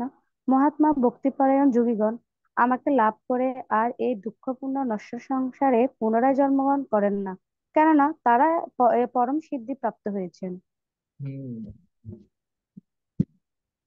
তাহলে ভগবান এখানে দুটো জিনিস বলছেন। জড়জগৎ কি, হ্যাঁ, সেটা ভগবান ইঙ্গিত করছেন এবং এর পরে ভগবান তার উত্তর দেবেন জড়জগৎ কি। আর এই শ্লোকে বিশেষ করে কাদের পুনর্জন্ম হয় না, হুম, কাদের পুনর্জন্ম হয় না, ভগবান এখানে সে কথা বলছেন। কার পুনর্জন্ম হয় না? মহাত্মা ভক্তি পরায়ণ যোগীগণ আমাকে লাভ করে আর এই দুঃখপূর্ণ নশ্বর সংসারে পুনরায় জন্মগ্রহণ করেন না, কেননা তারা পরম সিদ্ধিপ্রাপ্ত হয়েছেন। এখন অর্জুন যদি বলেন সেরূপে একাগ্র ভক্তি লাভকারী ব্যক্তি কিরূপ ফল হবে? ভগবান যে এর আগের শ্লোকে বলেছেন একাগ্র চিত্তে কেবল আমাকে নিরন্তর স্মরণ করো। এখন অর্জুন বলছে এরকম করলে তাহলে কি ফল হবে? একাগ্রভাবে তোমার স্মরণ করলে কি ফল হবে? কি ফল হবে ভগবান বলছে, তাকে আর পুনরায় এই নশ্বর সংসারে, দুঃখপূর্ণ নশ্বর সংসারে তাকে আর ফিরে আসতে হবে না। সে জন্ম মৃত্যু জরা ব্যাধির চক্র থেকে মুক্ত হবে।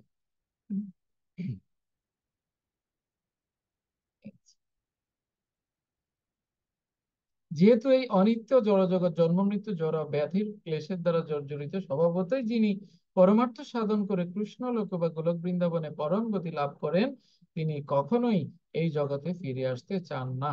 পরম ধামের বর্ণনা করে বৈদিক শাস্ত্রে বলা হয়েছে যে তা হচ্ছে অব্যক্ত, অক্ষর ও পরমাগতি, অর্থাৎ সেই গ্রহলোক আমাদের জড় দৃষ্টির অতীত এবং যা বর্ণনার অতীত, কিন্তু তাই হচ্ছে মহাত্মাদের জীবনের পরম লক্ষ্য। মহাত্মারা আত্ম উপলব্ধির প্রাপ্ত ভগবত ভক্তের কাছ থেকে ভগবত তত্ত্ব আহরণ করেন এবং ক্রমশ কৃষ্ণ ভাবনায় ভাবিত হয়ে তাদের ভগবত ভক্তির উন্নতি সাধন করেন। এভাবেই তারা ভগবত সেবায় এত তন্ময় থাকেন যে কোনো উচ্চলোকে অথবা পরব্রহ্মে উত্তীর্ণ হবার কোনো রকম বাসনাও তাদের থাকে না। ভগবান শ্রীকৃষ্ণ ও শ্রীকৃষ্ণের সান্নিধ্য ব্যতীত তারা আর কিছুই কামনা করেন না। সেটি হচ্ছে জীবনের পরম সার্থকতা। এই শ্লোকটিতে পরমেশ্বর ভগবান শ্রীকৃষ্ণের সবিশেষবাদী ভক্তদের কথাই গুরুত্ব সহকারে উল্লেখিত হয়েছে। সমস্ত ভক্তরা কৃষ্ণ ভাবনার মাধ্যমে জীবনের পরম সিদ্ধি লাভ করেন। পক্ষান্তরে তারা হচ্ছেন মহাত্মা।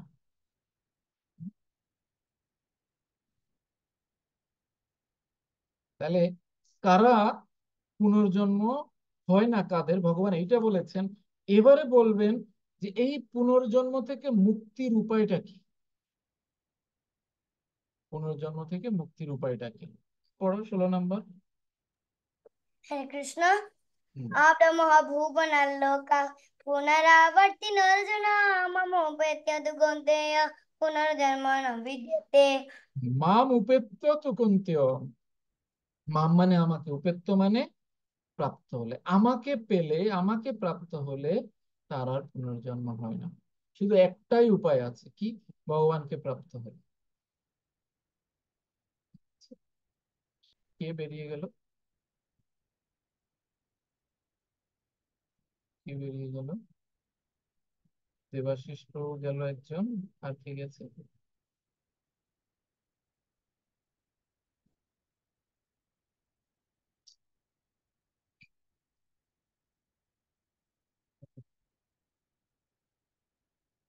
তাহলে অনুবাদ পড়ুন। সুজন প্রভু গেছে 2 জন, নিমাই প্রভু গেছে 3 জন। হুম। পড়ুন, অনুবাদ পড়ুন একজন।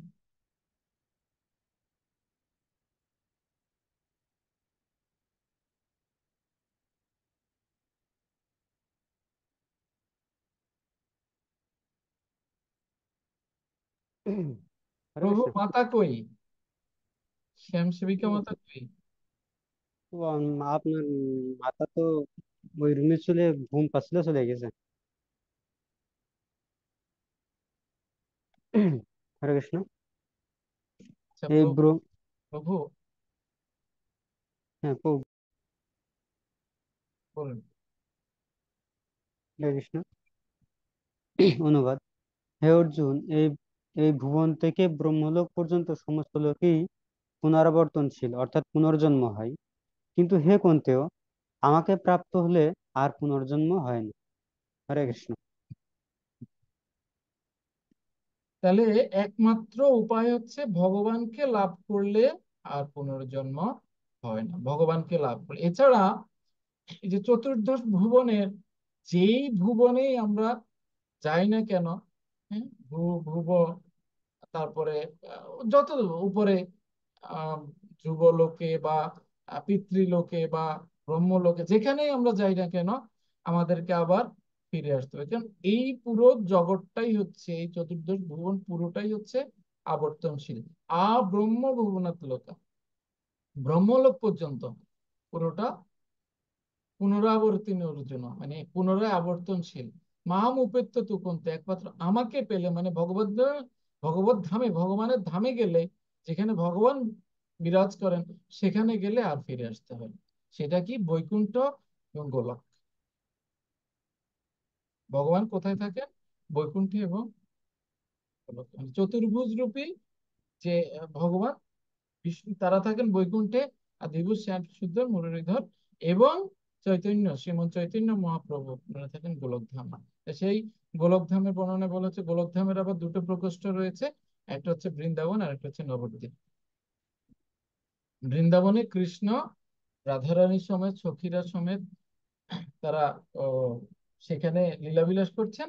আর আরেক প্রকোষ্ঠ নবদ্বীপে, সেখানে মহাপ্রভু তার পার্শ্বদেরকে নিয়ে নিত্য হরিনাম কীর্তন করছেন। বলে না, গোলকেরও প্রণধন হরিনাম সংকীর্তন। তাহলে তো কৃষ্ণ যেখানে, ওখানে তো হরিনাম হচ্ছে না, তাহলে হরিনামটা গোলকে কোথায় হচ্ছে?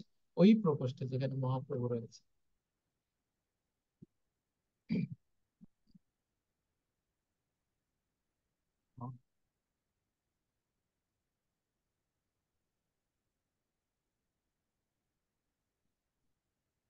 রাধারানীর সেই গোলক বৃন্দাবনে একটা রথ আছে রাধারানী, যেটা রাধারানী ইউজ করেন। যখন কৃষ্ণ বিরজা কুঞ্জে গেছেন, রাধারানী তো ক্ষেপে গেছে, কৃষ্ণকে যখন ধরতে যাবে তখন নাকি 63 লক্ষ হাজার গোপিকাকে নিয়ে গেছেন, মানে সখীকে নিয়ে গেছেন সেই রথে। তাহলে ওই রথ কত বড়!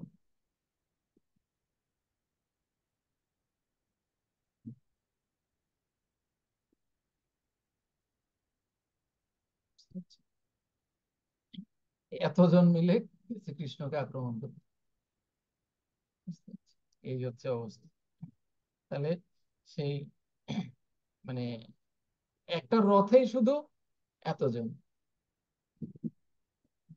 এরকম গোলক বৃন্দাবনে। সেখানে ভগবান থাকেন, আর বৈকুণ্ঠে থাকেন নারায়ণ রূপে, চতুর্ভুজ রূপী নারায়ণ রূপে থাকেন। কর্ম জ্ঞান হঠ আদি যোগ সাধনকারী যোগীদের ভগবান শ্রীকৃষ্ণের দিব্যধামে প্রবেশ করতে হলে পরিশেষে কৃষ্ণ ভবনে ভাবিত হয়ে ভক্তি যোগ অনুশীলন করার মাধ্যমে পূর্ণতা লাভ করতে হবে। ভগবান শ্রীকৃষ্ণের এই দিব্যধামে একবার প্রবেশ করলে আর এই জড়জগতে ফিরে আসতে হয় না। এই জড়জগতে সর্বোচ্চ লোকে অথবা দেবলোকে প্রবেশ করলেও জন্ম মৃত্যু চক্রের অধীনে থাকতে হয়। মর্ত্যবাসীরা যেমন উচ্চ লোকে উন্নীত হয়, তেমনি ব্রহ্মলোক, চন্দ্রলোক, ইন্দ্রলোক আদি উচ্চ লোকের অধিবাসীরাও এই গ্রহলোকে পতিত হয়। ছান্দোগ্য উপনিষদে উল্লিখিত পঞ্চাগ্নি বিদ্যা নামক যজ্ঞ অনুষ্ঠানের দ্বারা যে কেউ ব্রহ্মলোকে উত্তীর্ণ হতে পারে, কিন্তু ব্রহ্মলোকে যদি তিনি কৃষ্ণ ভাবনার অনুশীলন না করেন, তবে তাকে আবার এই পৃথিবীতে ফিরে আসতে হবে। উচ্চতর গ্রহলোকে যারা কৃষ্ণ ভাবনায় উন্নতি সাধন করে, তারা উত্তরোত্তর উচ্চতর গ্রহলোকে প্রাপ্ত হন এবং মহাপ্রলয়ের পর সনাতন চিন্ময় ধামে প্রবেশ করেন। শ্রীধর স্বামী ভগবদ গীতা ভাষ্য রচনায় এই শ্লোকটি উদ্ধৃত করেছেন। ব্রহ্মণা সহতে সর্বে সম্প্রাপ্তে প্রতিসঞ্চারে পরস্যান্তে কৃতাত্মানঃ প্রবিশন্তি পরম পদম। এই জড় ব্রহ্মাণ্ডের প্রলয়ের পর নিরন্তর কৃষ্ণ ভাবনায় ভাবিত ব্রহ্মা ও তার ভক্তগণ তাদের ইচ্ছা অনুসারে পরব্রহ্মস্থিত অপ্রাকৃত ব্রহ্মাণ্ড এবং বিশেষ বিশেষ চিন্ময় গ্রহলোকে স্থানান্তরিত হন। ঠিক আছে, এই ভগবান এই 16 নম্বর শ্লোক পর্যন্ত শুদ্ধ ভক্তির দ্বারা কৃষ্ণ স্মরণ করলে, করার পদ্ধতি করলে কি হয় সেই সম্পর্কে ভগবান বলেছেন, এবং কি করে পুনর্জন্ম রোধ করা যায়।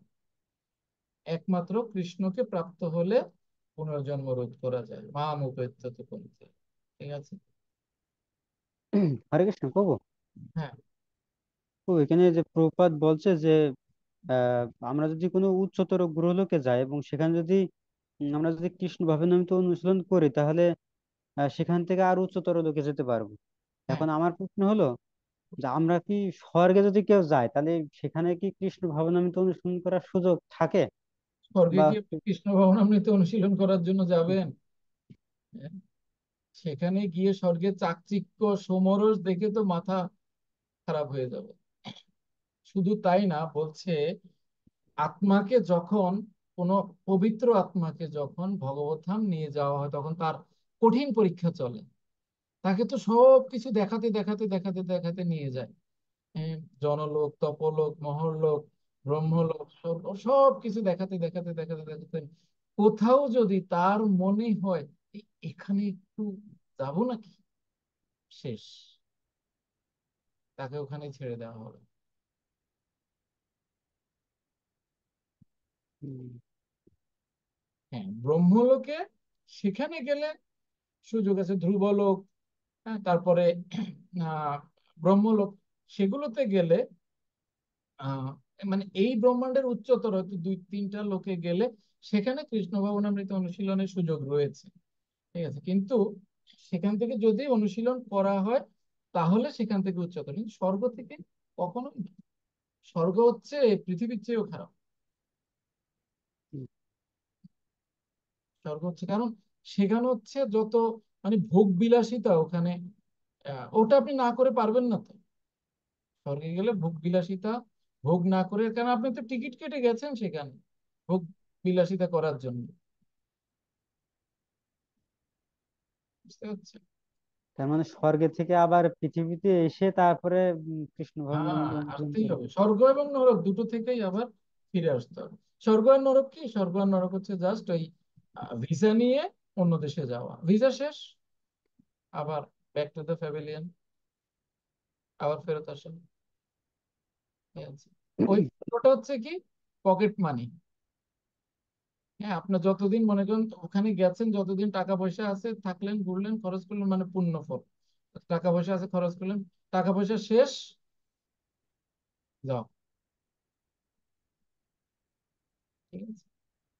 এই ঠিক নরকও সেরকম, যতদিন আপনার পাপ থাকবে, পাপ ভোগ করতে হবে, ততদিন নরকে থাকবেন। সেই নরক ভোগ যন্ত্রণা ভোগ করার পরে আবার পৃথিবীতে এসে আরেকটা সুযোগ দেওয়া হবে, তবে সেটা পাপ অনুযায়ী সে শরীর প্রাপ্ত হবেন। এমন নয় যে মনুষ্য শরীর প্রাপ্ত হবেন, পাপের ধরন অনুযায়ী পাপ ভোগ করার পরেও আবার সেখান থেকে নর শরীর বা পশু শরীর বা কীট শরীর বা বৃক্ষ শরীর বিভিন্ন কিছু লাভ করতে হয়। এখানে 17 থেকে 22 নম্বর শ্লোকে ভগবান জড় এবং চিন্ময় জগতের বা পরম ধামের তুলনা করেছেন, এবং তুলনা করে পরম ধামের মানে ভগবানের ধামের মহিমা এখানে ভগবান বলেছেন, পরম ধামের মহিমা, ঠিক আছে?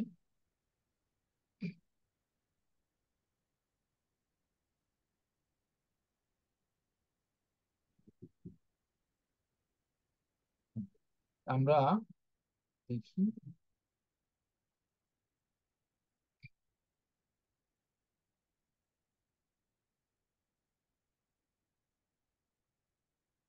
ভগবান চিন্তা করছেন এই 17 নম্বর শ্লোক, পড়ো আগে, পড়ো যেন, পড়ো। হরে কৃষ্ণ। सहस्रयोग पर्यन्त महार्यद् ब्रह्मणो विदुः रात्रिं योग सहस्रान्तां एहोरात्रविदो जना। মনুষ্য মানের সহস্র চতুর্যুগে ব্রহ্মার একদিন হয় এবং সহস্র চতুর্যুগে তার এক রাত্রি হয়, এভাবেই যারা জানেন তারা দিবারাত্রির তত্ত্ববেত্তা। এই ব্রহ্মার দিন এবং রাতের পরিমাপ ভগবান বলছেন। ব্রহ্মার দিন এবং রাতের পরিমাপ কেন বলছেন দেখুন। ভগবান চিন্তা করছেন অর্জুন হয়তো এখন বলবেন যে তপস্বী, দানশীল, বিরাগী ও সহনশীল পুরুষগণ ত্রিলোকের ঊর্ধ্বস্থিত লোকশূন্য স্থান লাভ করেন ইত্যাদি পুরাণ বাক্য দ্বারা ত্রিভুবনের থেকে মহর্লোক প্রভৃতির উৎকর্ষ জানা যায়, কিন্তু যেহেতু সকল লোকগুলি বিনাশশীল তাই সেক্ষেত্রে তাদের আর বিশেষত্ব কি? এই প্রশ্ন আশঙ্কা করে অল্পকাল স্থায়ী অন্য লোকসমূহ হতে মহরলোক প্রভৃতি দীর্ঘকাল স্থায়ী এই বিশেষত্বটি ইঙ্গিত করার জন্য ব্রহ্মার নিজের পরিমাণে শতবর্ষ আয়ুর প্রত্যেক দিনে ত্রিলোকের উৎপত্তি এবং প্রত্যেক রাত্রিতে ত্রিলোকের প্রলয় হয় এটি দেখাবার জন্য ব্রহ্মার দিন রাত্রির পরিমাণ বলছেন। যে অর্জুন হয়তো বলতে পারে যে তপস্বী, দানশীল, বিরাগী, সহনশীল পুরুষগণ ত্রিলোকে ঊর্ধ্বস্থিত লোক শূন্যস্থান লাভ করেন, আচ্ছা করলো ভালো কথা, তাহলে তো পুরাণ বাক্য দ্বারা ত্রিভুবনের থেকে মৌলিক প্রভৃতি উৎকর্ষ এমনি জানা যায়। যেহেতু সকল লোকগুলোতে বিনাশশীল, তো সেক্ষেত্রে তাদের আর সেখানে উচ্চতর লোকে গিয়ে লাভ, সেগুলো তো বিনাশ হয়ে যাবে। কারণ ভগবান বলছেন না, এটার বিশেষত্ব হচ্ছে কাল বা সময়। যেমন আমাদের এই পৃথিবীর যেটা মানে 311 ট্রিলিয়ন 4 বিলিয়ন বছর হচ্ছে ব্রহ্মার মানে একদিন এক রাত্রি। তো এখন ব্রহ্মলোকে গিয়ে যদি কেউ একদিন থাকে, মানে ব্রহ্মলোকের একদিন থাকে, তাহলে তার অর্ধেক। এবারে আমাদের পৃথিবীর মানে কয়েক সবার এটা প্রলয় হবে আর সৃষ্টি হবে আর ওই ব্রহ্মলোকে একদিন থাকা। ঠিক আছে, তো সেই হিসেবে হচ্ছে ব্রহ্মা যখন আহ, মৃত্যু হয়, তখন যায় ব্রহ্মলোক ধ্বংস। আবার ভগবান সেটা সৃষ্টি করেন পুনরায়। আবার পৃথিবীর প্রলয় মানে হচ্ছে ব্রহ্মলোক প্রলয় না। ঠিক আছে, আর স্বর্গের প্রলয় না। এরকম করে করে হয় যখন একদম আহ আদি সৃষ্টি, যখন মনে করেন আহ প্রলয় একদম, একটা আছে খণ্ড প্রলয় আর একটা হচ্ছে মহাপ্রলয়, দুই প্রকার প্রলয় আছে। তো একটা হচ্ছে ব্রহ্মার দিনান্তে রাত্রি শেষ হলে সৃষ্টি, আর দিনের শেষ হলে প্রলয়, সেটা এক ধরনের প্রলয়, এটা খণ্ড প্রলয়। আর যখন এই দিন রাত মিলে ব্রহ্মা যখন মৃত্যু হয়, তখন পুরো একদম মহাপ্রলয় হয়ে যায়, সব প্রলয় বাড়িতে নিমজ্জিত হয়ে যায়, তলিয়ে যায়। তখন শুধু এই বৈদিক শাস্ত্র অভ্রান্ত, সেটা ভগবান মৎস্য অবতার রূপ ধারণ করে মুখের মধ্যে ধারণ করে রাখবেন, শুধু শাস্ত্র, আর সবকিছু ধ্বংস হয়ে যাবে। কিন্তু সেই বৈদিক শাস্ত্রটাকে ভগবান স্বয়ং মৎস্য অবতার, যেহেতু প্রলয় বাড়ি জলের মধ্যে, মৎস্য মৎস্য অবতারের রূপে সেটা ধারণ করে রাখবে। ঠিক আছে, ওকে। তাহলে ব্রহ্মার দিন রাতের পরিমাপ এখানে প্রভুপাদ খুব সুন্দরভাবে দিয়েছেন, আমরা দেখতে পাবো। এই যে ব্রহ্মাজির আয়ু সত্য যুগে 17,28,000 বছর, ত্রেতা যুগে 12,96,000 বছর, দ্বাপর যুগে 8,64,000 বছর, এবং কলি যুগে 4,32,000 বছর। এই হচ্ছে আমাদের চতুর্যুগের ক্রম না, সত্য, ত্রেতা, দ্বাপর, কলি। এইটা হচ্ছে যে চতুর্যুগে কৃষ্ণ এবং মহাপ্রভু আসেন, সেই চতুর্যুগের ক্রম হচ্ছে এইটা। আমরা যে চতুর্যুগে এখন আছি, হ্যাঁ, এই চতুর্যুগে শ্বেত বরাহ কল্প, এই চতুর্যুগে কৃষ্ণ আসেন, এসেছেন, ঠিক কিনা? পরের চতুর্যুগে মানে এই কলিযুগ যখন শেষ হয়ে যাবে, আবার সত্য যুগের সূচনা হবে, আবার ত্রেতা, আবার দ্বাপর, আবার কলি। সেই এই দ্বাপর যুগে কিন্তু কৃষ্ণ আসবে না। কৃষ্ণ আবার কখন আসবে? 28 চতুর্যুগ পরে, অষ্টবিংশ চতুর্যুগে কৃষ্ণ একবার স্বয়ং তিনি অবতীর্ণ হন। তাহলে এর পরের চতুর্যুগে কি আসবেন? বলরাম আসবেন, কৃষ্ণ আসবেন না। ঠিক আছে, তো এই ওই চতুর্যুগে, যে চতুর্যুগে কৃষ্ণ আসেন না, সেই চতুর্যুগের ক্রম হলো সত্য, দ্বাপর, ত্রেতা, কলি। ঠিক আছে, সত্য, দ্বাপর, ত্রেতা, কলি। আর শুধু যে চতুর্যুগে কৃষ্ণ আসেন, সেই চতুর্যুগে সত্য, ত্রেতা, দ্বাপর, কলি। বুঝা গেল? তাহলে এক দিব্য যুগ মানে চারটা যুগ মিলে হচ্ছে এক দিব্য যুগ বা এক চতুর্যুগ, সেটা হচ্ছে 43,20,000 বছর। এটা হচ্ছে এই গুণ 1,000, এটা হচ্ছে ব্রহ্মার একদিন 12 ঘন্টা। মানে এই ব্রহ্মার 12 ঘন্টা একদিন, তারপরে আহ একদিন এবং এক রাত হচ্ছে এটার দ্বিগুণ, 30 দিনে মাস, 12 মাসে বছর। ব্রহ্মা বাঁচে 100 বছর, তার মানে 311 ট্রিলিয়ন 40 বিলিয়ন বছর। হিসেব করা যায় ব্রহ্মার আয়ু কত? 100 কোটিতে 1 বিলিয়ন, 100 বিলিয়নে 1 ট্রিলিয়ন।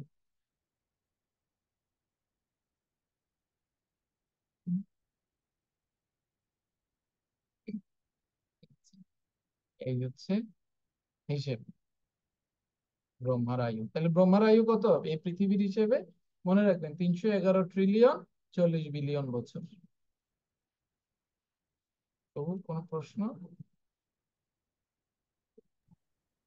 হরে কৃষ্ণ প্রভু, হ্যাঁ এই যে সত্য, ত্রেতা, দ্বাপর এবং কলিযুগ, আমরা জানি যে একটার পর একটা এটা সিকোয়েন্স অনুযায়ী আসে কিন্তু আসলে এটা শুধু যে কলিযুগে মানে যে দাপরে কৃষ্ণ আসবে সেইটার সিকোয়েন্স এটা কি প্রভু? হ্যাঁ হ্যাঁ আর অন্যান্য যে মানে এই চারটে মিলে তো একটা দিব্য যুগ। আর হ্যাঁ অন্য অন্য যে দিব্য যুগ, সেই দিব্য যুগে সত্তর ওই পরে দিব্য দাপর। যুগে 4টা, কিন্তু ক্রমটাই দ্বিতীয় এবং তৃতীয়র মধ্যে উলটপালট হয়ে যায়। মানে আগে আসবে দাপর যুগ, তারপরে আসবে ত্রেতা যুগ। সত্য, দাপর, ত্রেতা, কলি। শুধুমাত্র কৃষ্ণ যে সময় আসবে সেই সময় এই সিকোয়েন্স, আর এই- বাদ বাকি সব ওই। হ্যাঁ। হুম, আচ্ছা বুঝতে পেরেছি। হরে কৃষ্ণ। তাহলে এই গেল। এবারে আমরা চিন্তা করি যে 311 ট্রিলিয়ন 40 বিলিয়ন বৎসর, আবার এক বছরে 365 দিন। এবার দিনের হিসেব কত হবে, তারপরে ঘন্টার হিসেব কত হবে, মিনিটের হিসেব কত হবে, সেকেন্ডের হিসেব কত হবে? অত বড় জায়গা আমাদের নাই। ঠিক আছে, 18 নম্বর পড়ো। 18 নম্বর পড়ো জাহ্নবী, 18 নম্বর পড়ো। हरे कृष्ण। হুম, अव्यक्तद्व्यक्तयः सर्वा प्रभवन्त्यः रागमे त्यागमे प्रलीयन्ते तत्रैवाव्यक्तसंज्ञके। হুম। ব্রহ্মার দিনের সমাগমে সমস্ত জীব অব্যক্ত থেকে অভিব্যক্ত হয় এবং ব্রহ্মার রাত্রির আগমনে তা পুনরায় অব্যক্তে লয় প্রাপ্ত হয়। এই ব্রহ্মার দিন যখন হয় তখন সমস্ত জীব অব্যক্ত থেকে অভিব্যক্ত, মানে ভগবানের শরীরের মধ্যে যখন ব্রহ্মার রাত্রি আসবে তখন সবাই ভগবানের শরীরের মধ্যে ঢুকে নিদ্রা অবস্থায় থাকবে, নিদ্রিত অবস্থায় থাকবে, ঘুমাবে শরীরের মধ্যে। আবার যখন দিন হবে তখন সবাই বের হবে সেখান থেকে। এটাই বলা হচ্ছে এখানে। ঠিক আছে, সৃষ্টি ও প্রলয়ের সময়সূচি। কখন সৃষ্টি হয়? যখন ব্রহ্মার দিন হয়। কখন প্রলয় হয়? যখন ব্রহ্মার রাত হয়। ভগবান কেন বলছেন এরকম? অর্জুন যদি বলে তাতে কি ফল হয়? ব্রহ্মার রাত দিন কি হয়, কি ফল হয়? ব্রহ্মার রাত তো আমার কি, ব্রহ্মার দিন তো আমার কি? বলছে না, এই ব্রহ্মার দিনের শুরুতে সৃষ্টি হয়, ব্রহ্মার রাতের শুরুতে প্রলয় হয়। ঠিক আছে, 19 নম্বর পড়ো। हरे कृष्ण। হুম, भूतग्रामः स एवायं भूत्वा भूत्वा प्रलीयते राज्यागमे वशः पार्थ प्रभवन्त्यः रागमे। হুম। হে পার্থ, সেই ভূত সমূহ পুনঃ পুনঃ উৎপন্ন হয়ে ব্রহ্মার রাত্রির সমাগমের লয় প্রাপ্ত হয় এবং পুনরায় দিনের আগমনে তারা আপনা থেকেই প্রকাশিত হয়। এই পূর্বোক্ত উক্তির পরিপ্রেক্ষিতে একটি আশঙ্কা সৃষ্টি হতে পারে যে এতে কৃতকর্মের ফল নাশ এবং অকৃতকর্মের ফলাগম, এই দুটি দোষ উৎপন্ন হতে পারে। এই দুই দোষের আশঙ্কা নিবারণ করে বৈরাগ্য উৎপন্ন করার জন্য সৃষ্টি প্রলয় প্রবাহ যে অবিরাম চলছে, ভগবান সেটাই দেখিয়েছেন। মানে কি? ভগবান যে এর আগে বলেছেন যে ব্রহ্মার দিনের বেলা সৃষ্টি হয়, দিনের শুরুতে, রাত্রির শুরুতে প্রলয় হয়। এখন এটা তাহলে এই যে আমরা যে কার্যগুলো করি, তাহলে ওই প্রলয়ের সময় কি এই কৃতকর্মের ফলগুলো নষ্ট হয়ে যায়?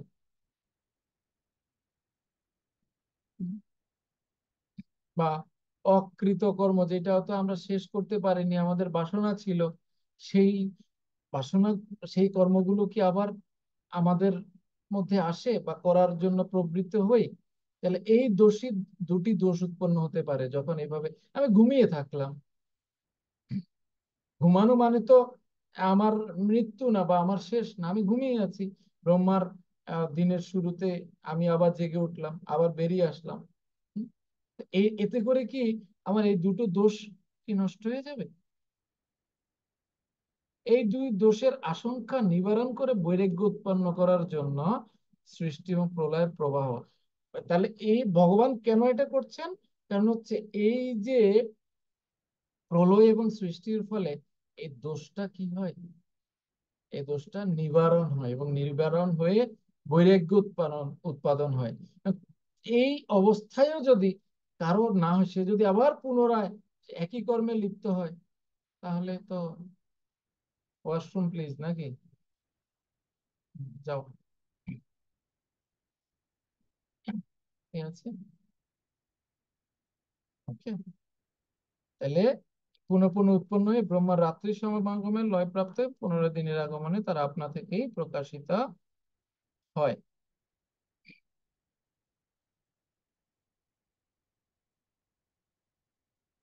অল্প বুদ্ধি সম্পন্ন জীব যারা এই জড়জগতে থাকবার চেষ্টা করে, তারা বিভিন্ন উচ্চতর গ্রহলোকে উন্নীত হতে পারে এবং তারপরে আবার তাদের এই পৃথিবী গ্রহে পতন হয়।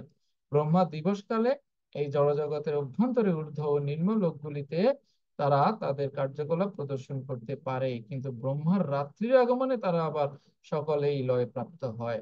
জড়জাগতিক কার্যকলাপের জন্য ব্রহ্মা দিবাভাগে তারা বিভিন্ন কলেবর প্রাপ্ত হয় এবং রাত্রে তাদের সেই সমস্ত কলেবরের বিনাশ হয়, এবং এই সময়ে জীবসমূহ শ্রী বিষ্ণুর বিগ্রহে একসঙ্গে অবস্থান করে। তারপর ব্রহ্মার দিনের আবির্ভাবে তারা আবার অভিব্যক্ত হয়। ভূতবা ভূতবা প্রলীয়তে, দিনের বেলা তারা প্রকাশিত হয় এবং রাত্রিবেলা তারা আবার লয়প্রাপ্ত হয়। অন্তিমে ব্রহ্মার আয়ু যখন শেষ হয়ে যায়, তখন তারা সকলে বিলীন হয়ে যায় এবং কোটি কোটি বছর ধরে অপ্রকাশিত থাকে। তারপর আরেকটি কল্পে ব্রহ্মা যখন আবার জন্মগ্রহণ করে, তখন তারা পুনরায় ব্যক্ত হয়। এভাবেই জীব জড় জগতের মোহের দ্বারা আকৃষ্ট হয়ে পড়ে। কিন্তু যে সমস্ত বুদ্ধিমান ব্যক্তি কৃষ্ণ ভাবনামৃত গ্রহণ করে, তারা হরে কৃষ্ণ কৃষ্ণ কৃষ্ণ হরে হরে, হরে রাম রাম রাম হরে হরে এই মহামন্ত্র কীর্তন করে মানব জীবনকে সম্পূর্ণরূপে ভগবত সেবায় নিয়োগ করেন। এভাবে এমনকি এই জীবনে তারা শ্রীকৃষ্ণের দিব্য ধামে প্রবেশ করে পুনর্জন্ম থেকে মুক্ত সচ্চিদানন্দময় জীবন প্রাপ্ত হয়।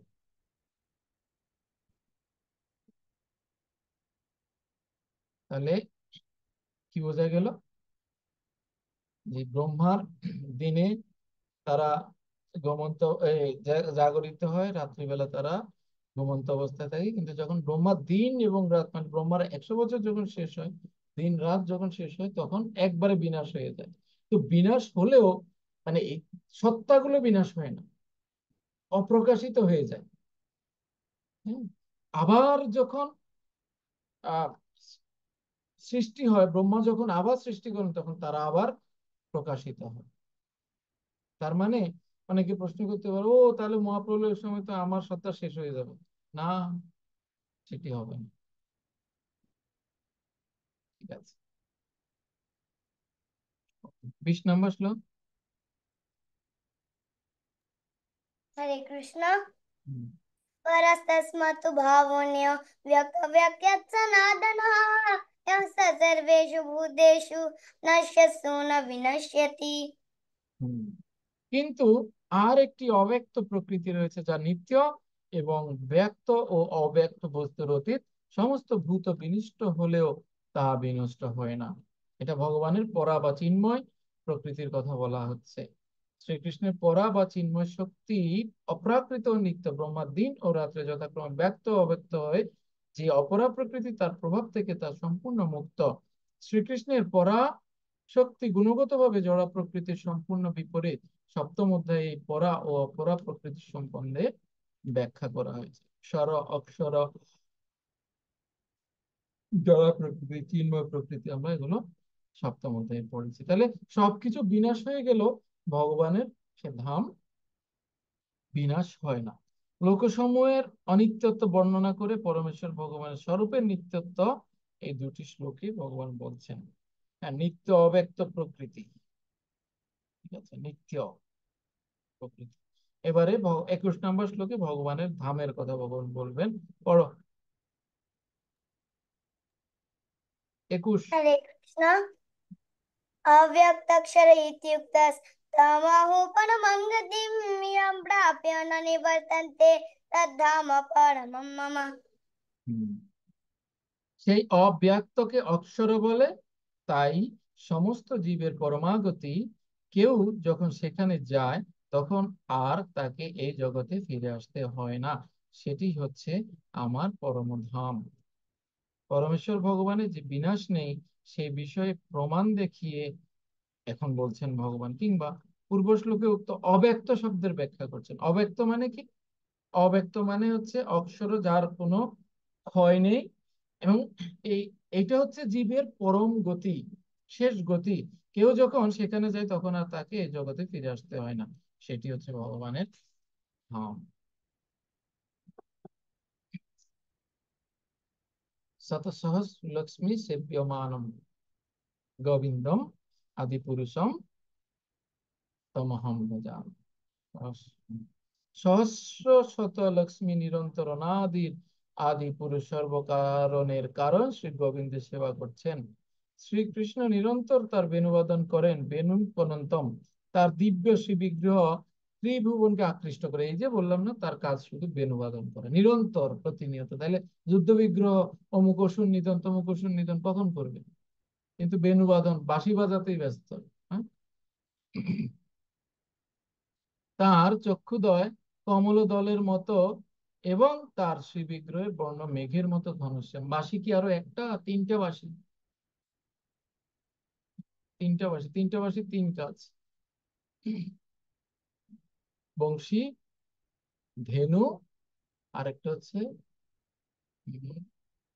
মুরারি। বংশী, ধেনু, মুরারি, তিনটার তিন কাজ।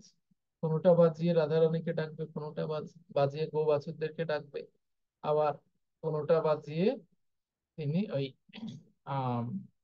বলে এটাকে বৃক্ষ লতা পশু পাখি গোপসখা এদেরকে ডাকবে। এভাবে করে কৃষ্ণ তিনটা বাঁশি বাজাবে। এখন প্রশ্ন করতে পারেন যে কৃষ্ণের কোমরে তো বাঁশি একটা থাকে, তিনটা কখন বাজাবে?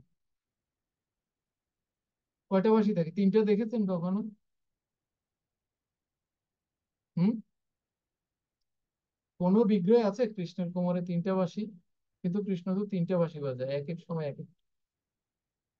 তাহলে কিভাবে সম্ভব? বলুন, কিভাবে সম্ভব?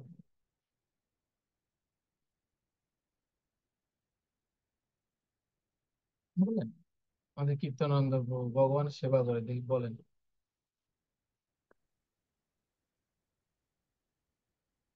হরে কৃষ্ণ। হুম। কৃষ্ণ মানে তিনটা বাঁশি বাজায় এক এক সময় এক একটা। ভোরে একটা, আবার দুপুর বেলায় একটা, আবার সন্ধেবেলায় একটা।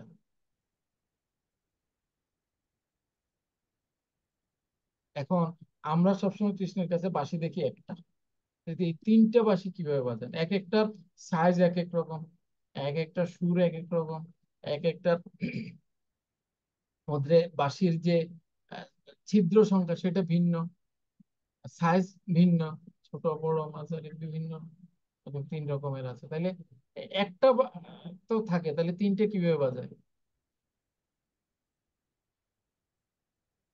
তো ভগবান তো হচ্ছেন হুম, চিন্ময়। ভগবান তো হচ্ছে চিন্ময়, ভগবান সবকিছু করতে পারেন। ভগবানের ইচ্ছা মাত্র সবকিছু সাধিত হয়। ভগবান এখন ইচ্ছে হবে মুরারি বাজাবে, ওটা মুরারি হয়ে যাবে। ভগবানের ইচ্ছে করবে এখন বেনু বাজাবে, ওটা বেনু হয়ে যাবে। ভগবানের ইচ্ছে হবে বংশী বাজাবে, ওটা বংশী হয়ে যাবে। এটাই হচ্ছে না বিষয়। তো, তো আমার এখানে একটা প্রশ্ন ছিল। যে বলুন। প্রশ্নটা হচ্ছে যে বলেছেন যে বৃন্দাবনে কৃষ্ণ হচ্ছে আহ, বৃন্দাবনের কৃষ্ণ। তা আমরা যে রাধা কৃষ্ণের সেবা করি, এটা কোন জায়গার কৃষ্ণ? মানে সরি, তো না, আমি আপনার রাধাকৃষ্ণ কি করে? মানে আমরা যে রাধা কৃষ্ণের সেবা করি না না, এটা বলছি। আপনার রাধাকৃষ্ণ কি করছে? দাঁড়িয়ে আছে বাসি নিয়ে। তাইলে কোন কৃষ্ণ বলেন? ঠিক না, আমার প্রশ্ন হলো এটা কি বৃন্দাবনের কৃষ্ণ আমি নাকি বলি, আহ, হস্তিনাপুরে রাধারানী ছিল কৃষ্ণের সাথে? হ্যাঁ বাবু, ছিল? হ্যাঁ ছিল। ছিল না। মথুরা ছিল রাধারানী? না ছিল না। ছিল না। তার মানে ওই কৃষ্ণ বৃন্দাবনেশ্বর কৃষ্ণ না। যে কৃষ্ণের সাথে রাধারানী থাকবে সেটা অবশ্যই বৃন্দাবনেশ্বর কৃষ্ণ। দ্বারকা ছিল কৃষ্ণের সাথে রাধারানী? বলুন প্রভু, দ্বারকা ছিল? না দ্বারকায় ছিল না। সেখানে 16,108 জন ছিল, কিন্তু রাধারানী ছিল না। না রাধারণী ছিল না। রাধারানী থাকবে একমাত্র বৃন্দাবনে। তাহলে আপনার কৃষ্ণ যদি মানে তার কি বলে রাধারানীকে নিয়ে বংশী বাজায়, তাহলে অবশ্যই তিনি বৃন্দাবনের কৃষ্ণ। আর যদি মনে করেন এরকম ওই রথ রথে ঘোড়ার দড়ি ধরে আছে, তাহলে উনি তারকেশ্বর কৃষ্ণ। বা কংস বধ করছে, তাহলে উনি মথুরেশ্বর কৃষ্ণ। তবে প্রভু মানে এক এক জায়গায় এক এক লীলার সাথে কৃষ্ণের নামকরণ দেওয়া আছে। না, শুধু তাই না, ওটা ভিন্ন। মানে ওই দুই কৃষ্ণ বৃন্দাবনেশ্বর কৃষ্ণ থেকে সৃষ্টি হয়েছে। বুঝতে পারছেন? এই যে বলে না যে যশোদা মা গর্ভে কে জন্মগ্রহণ করেছিল? যোগমায়া। কিন্তু না, যশোদা মাও পুত্র সন্তানই জন্ম দিয়েছিলেন, এবং সেটা হচ্ছে বৃন্দাবনেশ্বর কৃষ্ণ। তা, বসুদেব যখন আহ কৃষ্ণকে মানে বাসুদেব কৃষ্ণকে যখন নিয়ে আসে, তখন ওই বাসুদেব কৃষ্ণ বৃন্দাবন কৃষ্ণের শরীরে মিশে যায়, লীন হয়ে যায়। এইটা মানে এটা খুব গভীর তত্ত্ব, এটা সাধারণ সাথে আলোচ্য না। তারা তো মনে করে এরকম যে সেখান থেকে যোগমায়াকে নিয়ে এসছে, কংস যোগমায়াকে আছাড় দিতে যাচ্ছে, উনি ফুস করে উড়ে গেছে, গিয়ে বলছে তোমাকে বদিবে যে গোকুলে রয়েছে সে। তো সেখানে যোগমায়াও হয়েছিল, আবার কৃষ্ণ হয়েছিল। ঠিক আছে?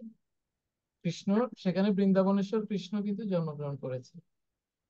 আমরা বলি যশোদা মাতা হচ্ছে কৃষ্ণের মানে পালিকা মাতা, না। ঠিক আছে? যাই হোক, এখন এটা হচ্ছে কথা। তাহলে ভগবানের পরম ধাম সম্পর্কে আমরা জানলাম। এবারে 22 নম্বর শ্লোক পড়ো। हरे कृष्ण पुरुष स परः पार्थ भक्त्या लभ्यस्त्वनन्यया यस्य अन्तःस्थानि भूतानि येन सर्वमिदं ततम्। হুম। হে পার্থ, হরে সর্বশ্রেষ্ঠ পরমেশ্বর ভগবান কি অনন্য ভক্তির মাধ্যমেই কেবল লাভ করা যায়। তিনি যদিও তার ধামে নিত্য বিরাজমান, তবুও সর্বব্যাপ্ত এবং সবকিছু তার মধ্যে অবস্থিত। এই যে আবার তার হয়ে গেছে, দেখছেন? কৃষ্ণ আবার বলছেন তার মধ্যে অবস্থিত। বোঝা যায় কিছু? এর আগে বলেছেন আমার, এখন বলছেন আবার তার। হুম? বাবা। হ্যাঁ।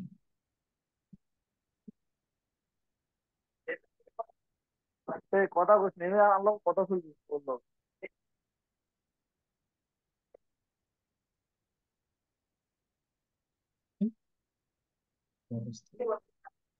তাহলে অনন্য ভক্তি হচ্ছে একমাত্র উপায়।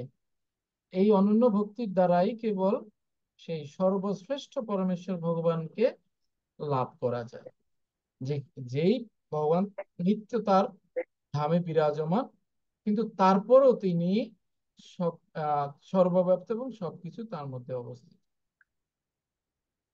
আমরা যখন আহ ঈশোপনিষদ পড়বো, সেখান থেকে তৎ দূরে তদন্তিক একটা শব্দ আছে। তো তিনি যত দূরে তত কাছে। ভগবান নাকি গোলকধাম থেকে হাত বাড়িয়ে এখানে ভক্তের দেওয়া নৈবেদ্য গ্রহণ করেন।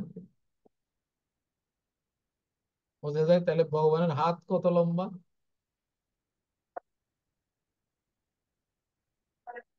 গোলকধাম থেকে হাত দিয়ে নিয়ে মনে করেন আমাদের কীর্তনানন্দ প্রভু যে ভোগ দিয়েছে গোলকধাম থেকে, সেটা ভগবান নিয়ে পাচ্ছে পরম। সম্ভব ভগবান। Okay?